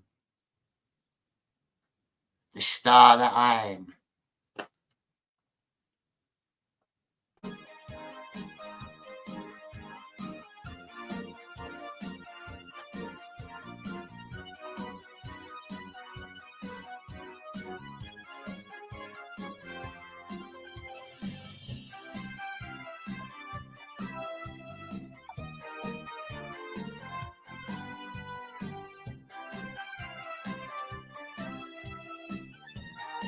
Hail Hojo.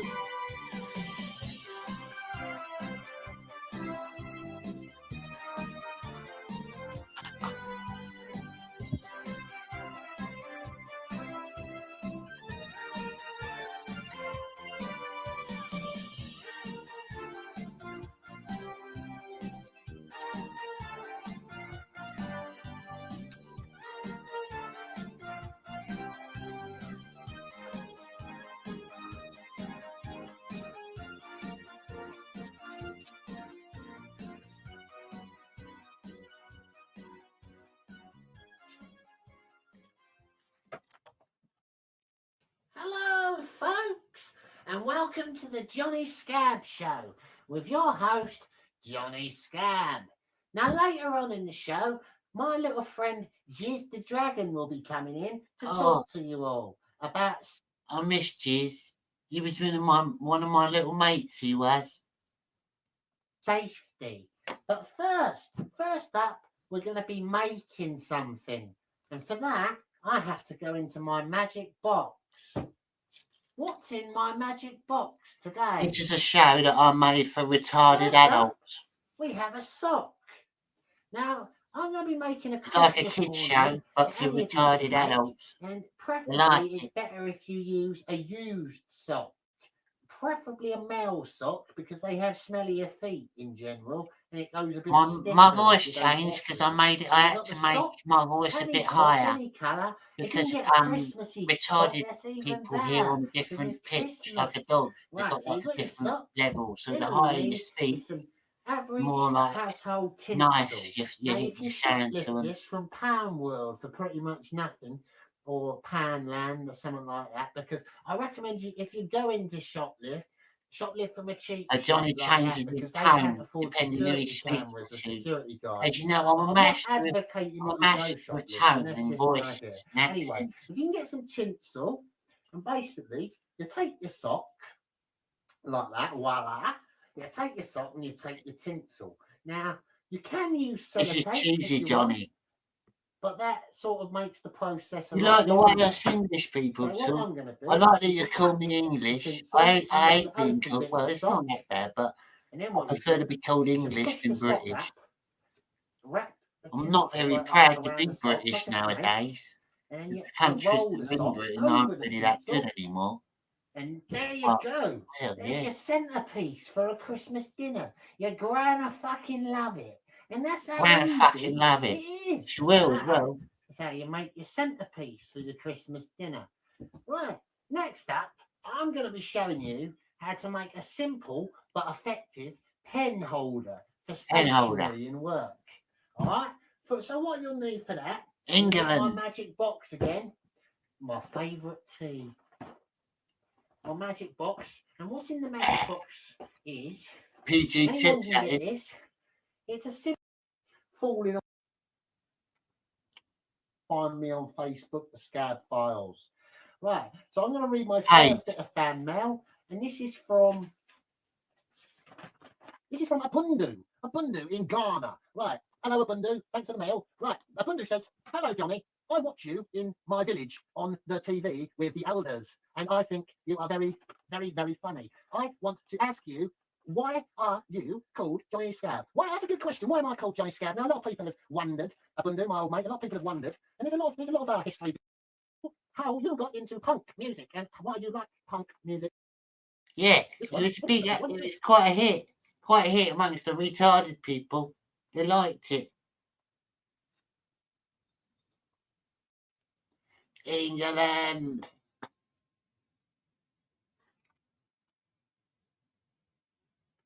Hellboy Hendrix. Ojo. Why do I know that name? You're an artist. Is Ojo an artist? Got a feeling Ojo might be an artist, you know.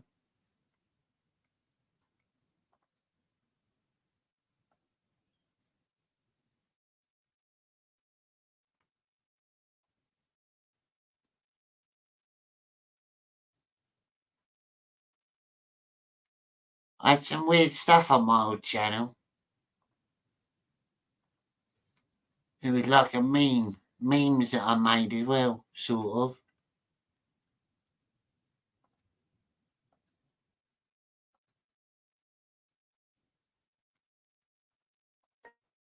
Look like stiff breeze, blow him over. Oh, the playback speech still on. That's not very good, is it?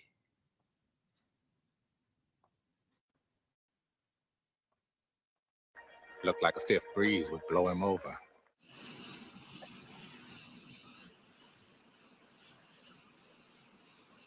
That was my first impression of the man. Yeah.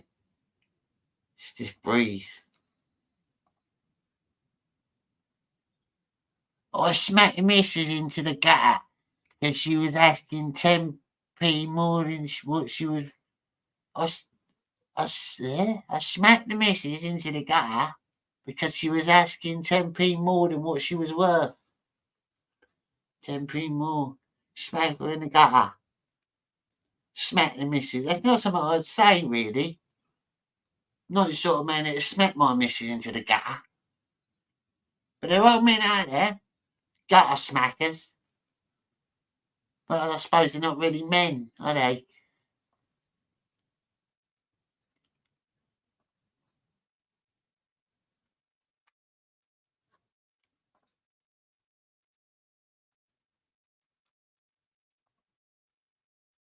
You laughing at me, dude? I won't be too mean to you, Richie. You might put a hit out on me. Be on some sort of list. I want his head. I want the fucking head of Johnny Scab. Send the word out to all the 5 families.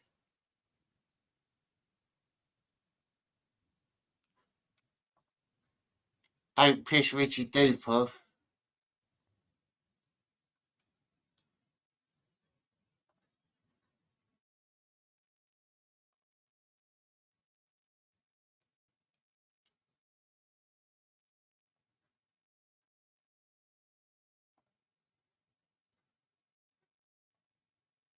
Bob likes the accent. There's different types of British accents. This is quite a rough one, really. What's your favourite word? But me, what's my favourite word?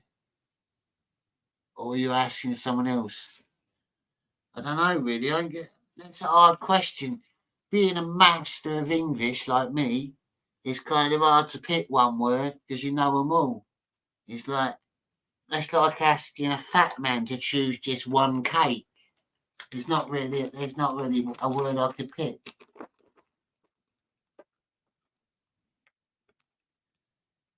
Did you ever hear about that?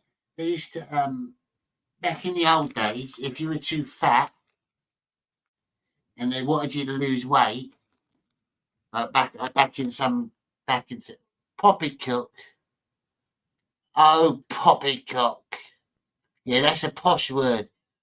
The supercalifragilisticexpialidocious. Yeah, that's a good one. Poppycock.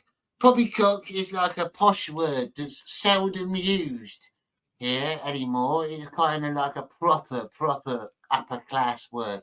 And it sort of means like old bollocks, like that's a load of shit. You're lying. I would just say my equivalent of poppycock, if you were lying to me, instead of going, oh, poppycock, I'd say bollocks. It's like that, basically. Supercalifragilisticexpialidocious. You have a different English accent compared to Cat and Showcase. Yeah, I do, because we're not from the same place, you see. I got a weird accent. I got a weird accent because I was born in Manchester and raised in Manchester, which is up north in Britain. Is up north in England, northern England, sort of like northwest. And then when I was about 15, 16, I moved down to London. First of all, it was Camden. It was Camden Town, and then I moved to Brixton and stayed there. In my area, we sound like pirates and farmers. Are you like Cornwall, Southwest pirates? Rawr. They make good cider down there and cheese. Richie Duke, you're from up north. You're a northern gangster. That's even more cool. You're a northern gangster. What part of the north? Are you like a Yorkshireman? Southwest England, yeah. Oh, I'm guessing. Don't tell me, Richie. I'm guessing you're a Geordie, or Geordie. You're a Geordie. I bet I'm wrong. Yorkshire. Oh, I said Yorkshire. Said you were a Yorkshireman. That was my first guess. Well done. I like Yorkshiremen. Good, strong Northerners they are. I like the accent. I don't like all Northern accents, mind you. I don't even like the Manchester accent where I was born. I lost it after a while because I moved when I was 15 and I lived in like London most of my life. I use most their slang now. I used to speak very Mancunian though. Very Mancunian. Great pudding. Great pudding. Pudding. Do you have pudding? Where are you from, Bob Rogers? Where are you from? I'm intrigued. You're always in here. You're a loyalist. You're one of Johnny's favourites. Where are you from? I know where most of my chatters are from. And you, Hellboy Hendrix. Where are you from, mate? If you're still there. I know it's dropping like dead bodies. Johnny don't mind now. I'm only here to have a little chat with you all. Just have a laugh, innit? I like to talk and ask questions.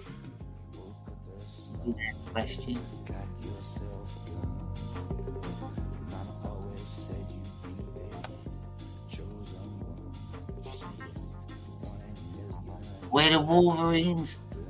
Oh, Western Canada. Western Canada. I like Canada. Canada's great. There's some brilliant people from Canada. I don't like the government, mind you. I don't like the Canadian government. But I like the people. People are good, solid people they are. Not too into Trudeau though, he's just a knobhead. Oh, fair play. Texas as well, that's one of my favourites. I've got some cool people in this chat. Yeah, Texas, fair play, love Texas. The wilderness, yeah, that's the best part of Canada, Bob. If I lived in Canada, I might be in the wilderness as well. I'd have like a hut I'd like to be self-sufficient, have like a compound or a farm.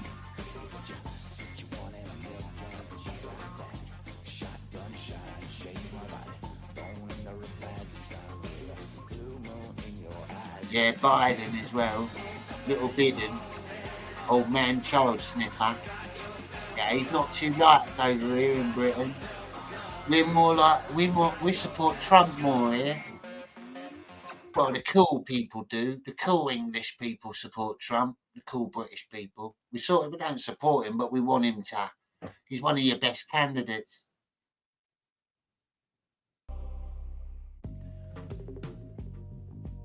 Knives and fists.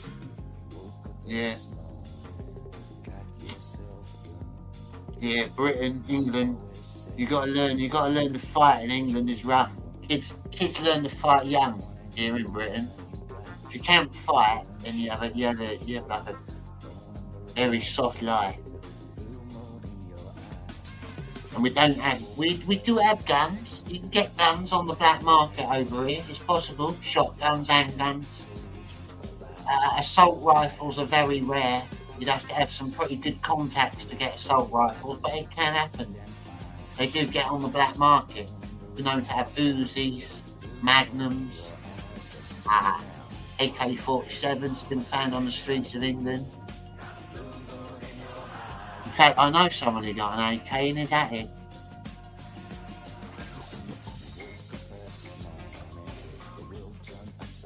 A lot of Americans are soft because they don't know how to use fists. I wouldn't say a lot of Americans. I'd say you're quite a brave nation in general, aren't you? Quite tough. You've got to be. Maybe modern day Americans are soft, like Californians and woke. The youth growing up. But old boomer Americans, most of them are tough as nails. But yeah, British people in general, we do have to learn how to use our fists. It's quite a regular occurrence over here. Fighting. And there's a lot more gangs over here as well now. People following the American sort of culture, wanting gangs, wanting like gang wars and things like that. There's a lot of drug gangs.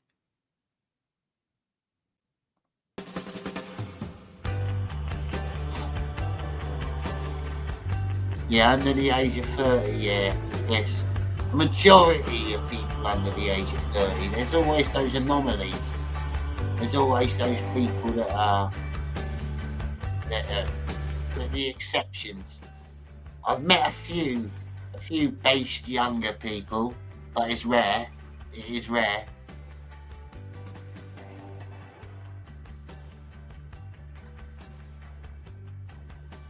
Yeah, Canada. I'd like to visit Canada and Texas.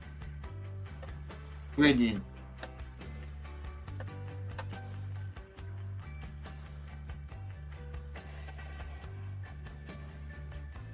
Oh, this is good.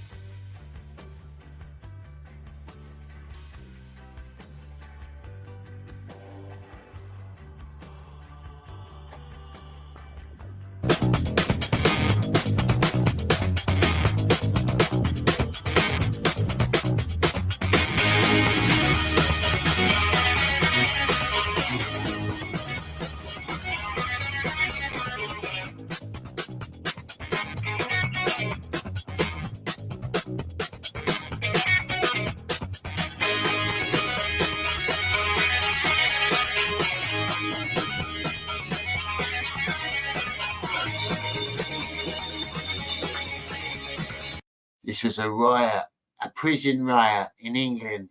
Strange ways. Alan, tell us where you were born. Manchester, Hardwick Green, 1961. Brunswick Street. My mother. I grew up near there. It was half Irish, English. My father was from Central America, Belize. And that's where I grew up for the rest of my life. Yeah, it was a very famous riot. the prisoners took over the prison, started demanding things. Got on the roofs. They got on the roofs. Look. Yeah, I mean the part where so, trying to find it without getting strapped. How did the negotiations start? He started negotiating with them. Very dangerous people. So, etc. And I thought there's got to be a better way with this. And then the light bulb come on, and I went classroom. So I made my way all the way down to the classroom, found the chalk, bit the blackboard off, went back up, fixed it up, and said, for one of the first things I written on, said, press nav open. And that's how I was communicating with the press. As soon as I'd done that, all the music. Yeah, it lasted a few days, I think, that riot.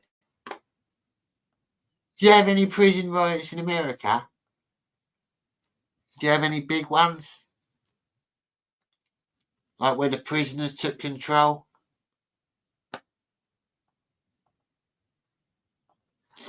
I swear I saw a documentary once about one where they escaped, where they took control, they had a riot and then they escaped through the riot.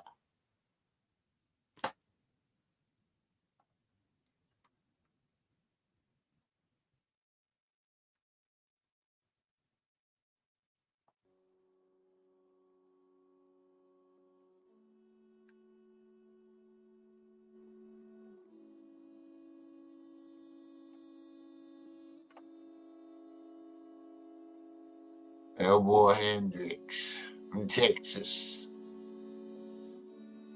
Cowboy Hendrix was a cowboy from Texas. He went out shooting every day out on the prairie.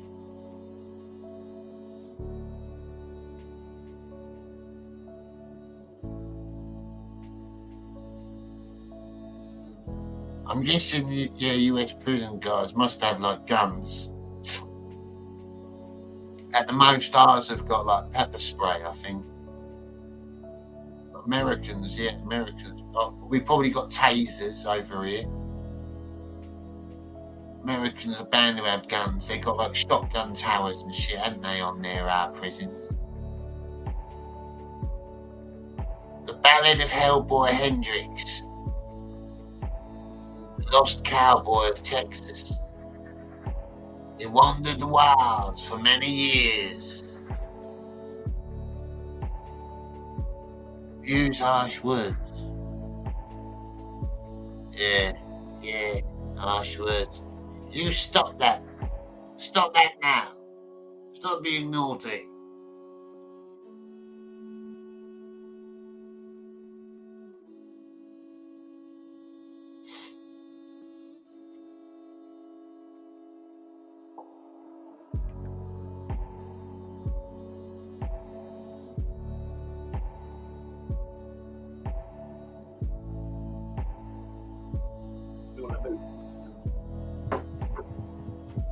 Did I say your son, Dennis, last week? Did you say that? I was going to say, I didn't say Mr. Dennis. How are you doing there, sir? Hello, sir. How's the band holding? Oh, no, sorry. On the first floor of South Park Station, Group A is starting a night shift. Mr. Tranmer and Sophie, you're going to be together on 19. Tim, 20. Hotel 20. Please make sure you got a van if somebody... Look at his beard. He got a good beard, hasn't he? Old ginger beard.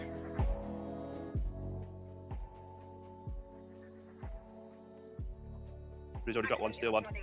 Leading the briefing is Sergeant Dan Cooper.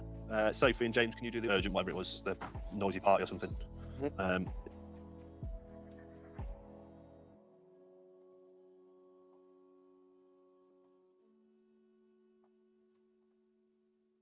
If you could do that one, please. That's that. Thanks. Officers Sophie Gibson and James Tranmer are heading out to patrol the city centre. Jacket and number. Yep.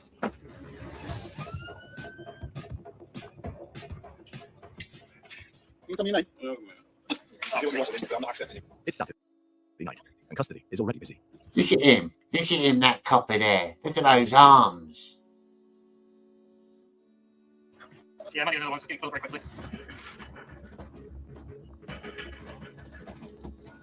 Lincoln at the weekend can be an absolute nightmare. Thousands of people on a night out, drinking, and we've got 9 police officers to try and control those 1,000 people. And with the best will in the world, that isn't always going to happen. I've got an urgent children's resource on Pride Avenue. Are you free to deploy at all? No. Enforce control. Karen Hay-Barr is on dispatch. Oh, Christ. It's unreal tonight. Darling, Hotel 19. You think on high? Get him out of the way, now! Come get the ball. Let's stay back out of the way. Let's watch out. We're trying to help, all right? Just get back. Oh, she was a little pale, wasn't she? Look, an ambulance is coming. Try and help everybody. 3 minutes for ambulance, buddy. All right? Yeah. And the only reason is we need to go get you checked out of hospital. Stop fighting! Stop fighting! 2-4, have some assistance, please. Yes, Hotel 2-3, can I divert you? Let's back up, please. With Dan's emergency button pressed, PC Amy Burnett responds from South Park Station. The system shout. Go, go, go. Where is he?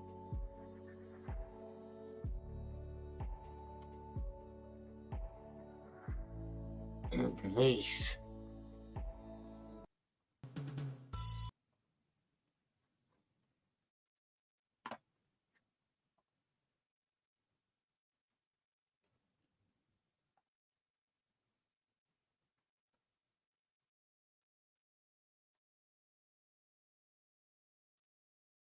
Look at this.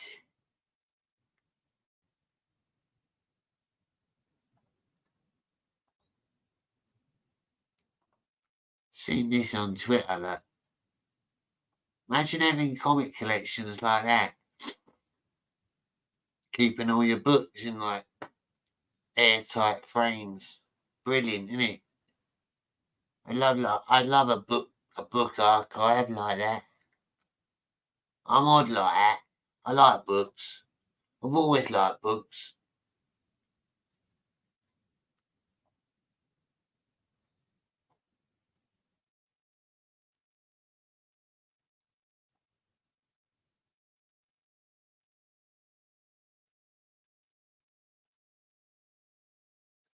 Yeah, it was sad news about Steve Harley.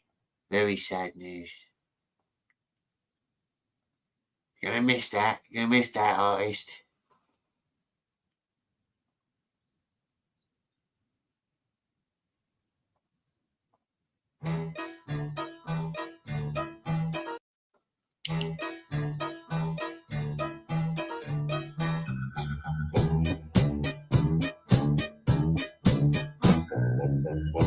Oh, Mr. Soul,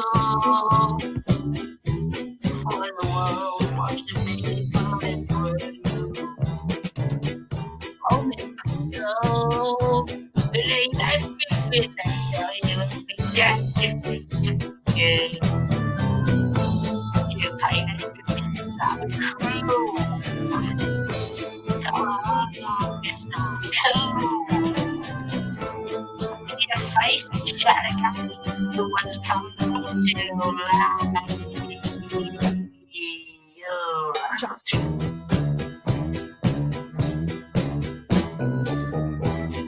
You know, who life is yes, without the integration.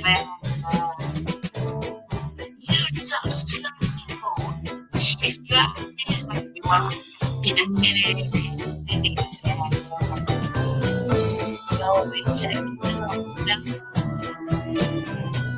turn off your eyes and shut them off. You're the most exciting real with all the hand without your speed.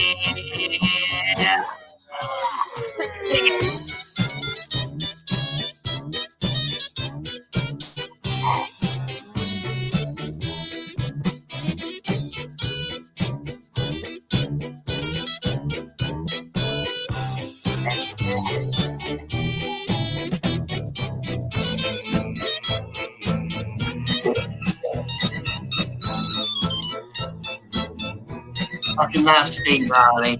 Look him up, people. Research him. He's one of the best artists. Oh.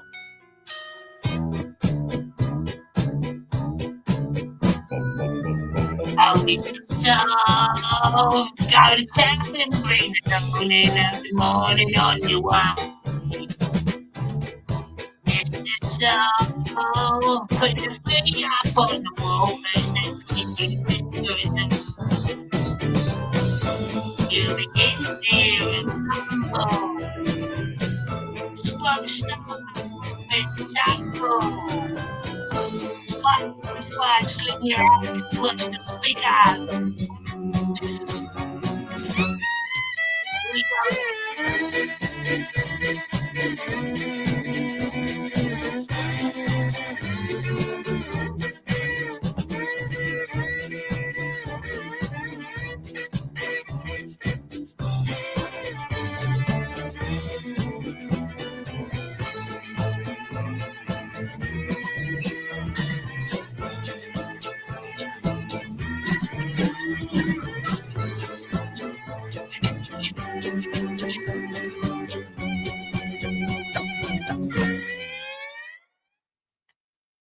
That was a good one. I like that song. It's a brilliant one. Mr. Soft, he had some good ones. I don't think they got many on karaoke though. Only his well-known ones. His really well-known ones.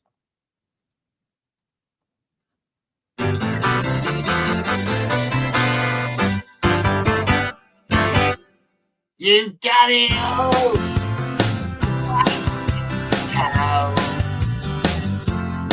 Oh, the rebel in the floor. It's quite the dying. No matter what you play. You're metal. Of war. Blue eyes. And keep yourself after many long. Now I sing. I think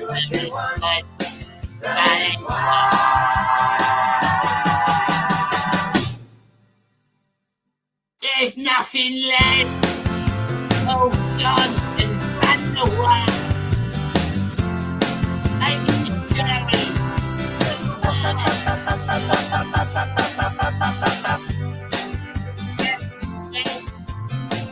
Dangerous play.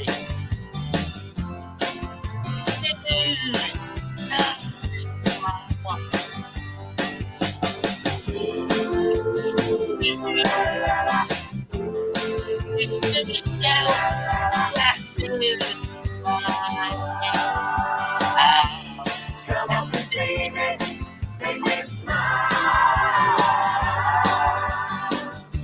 I'll do what you want, and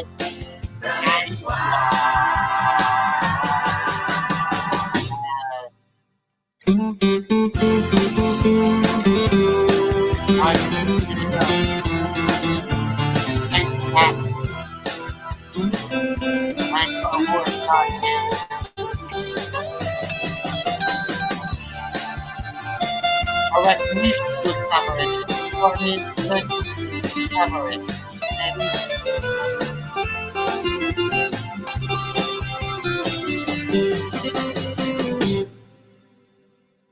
There ain't no more. Ain't everything.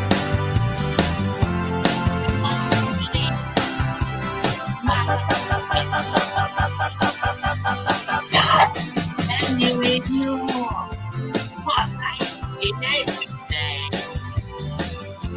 We're done with what's quiet. The one.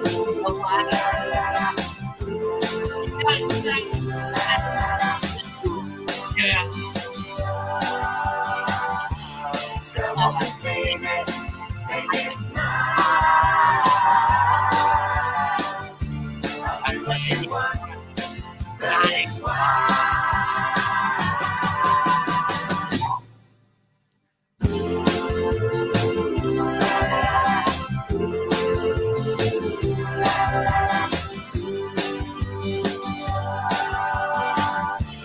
Come up and sing it, make me smile. I'll do what you want, running wild.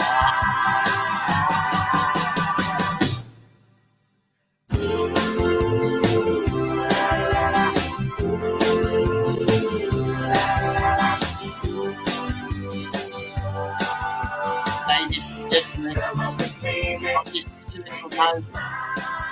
will say sweetheart. Thank you for watching. So tonight. I love you all. Please come back next time. Really appreciate it.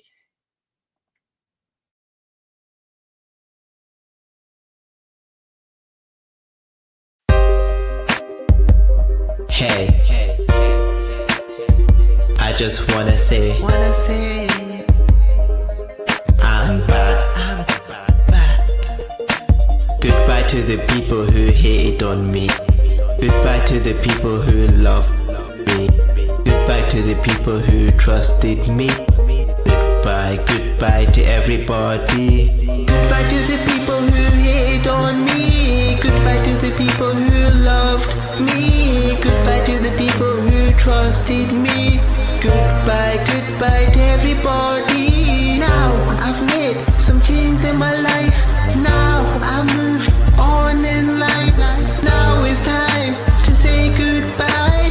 Goodbye, goodbye to everybody. Goodbye to the people who hated on me. Goodbye to the people who loved me. Goodbye to the people who trusted me.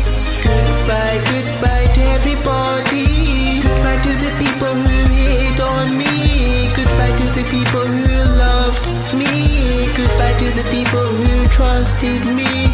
Goodbye, goodbye to everybody. I'm thinking deeply right now. My life without you, it's like wow, but I don't know how to explain this. I don't know why it's happening to me, but I just realize you're not the person you used to be.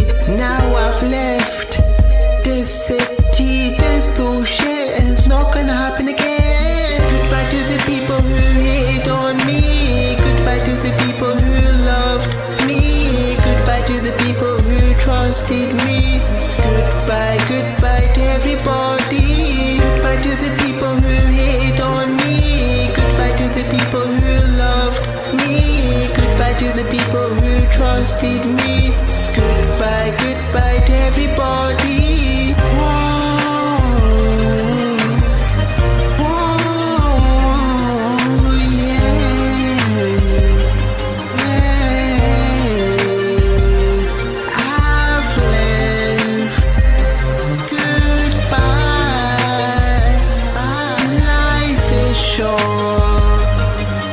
Life is short. Don't waste time worrying about me, holding the one that cares for you. In the end, they will be there for you. Now I've made up the world. All memories will be swallowed in the winter snow. This is a sign of goodbye. Goodbye. Goodbye to the people who hated on me. Goodbye to the people who loved me. Goodbye to the people who trusted me. Goodbye, goodbye to everybody. Goodbye to the people who hated on me. Goodbye to the people who loved me. Goodbye to the people who trusted me. Goodbye, goodbye to everybody. Goodbye to the people who hate on me. Goodbye to the people who loved me. Goodbye to the people who trusted me. Goodbye, goodbye to everybody.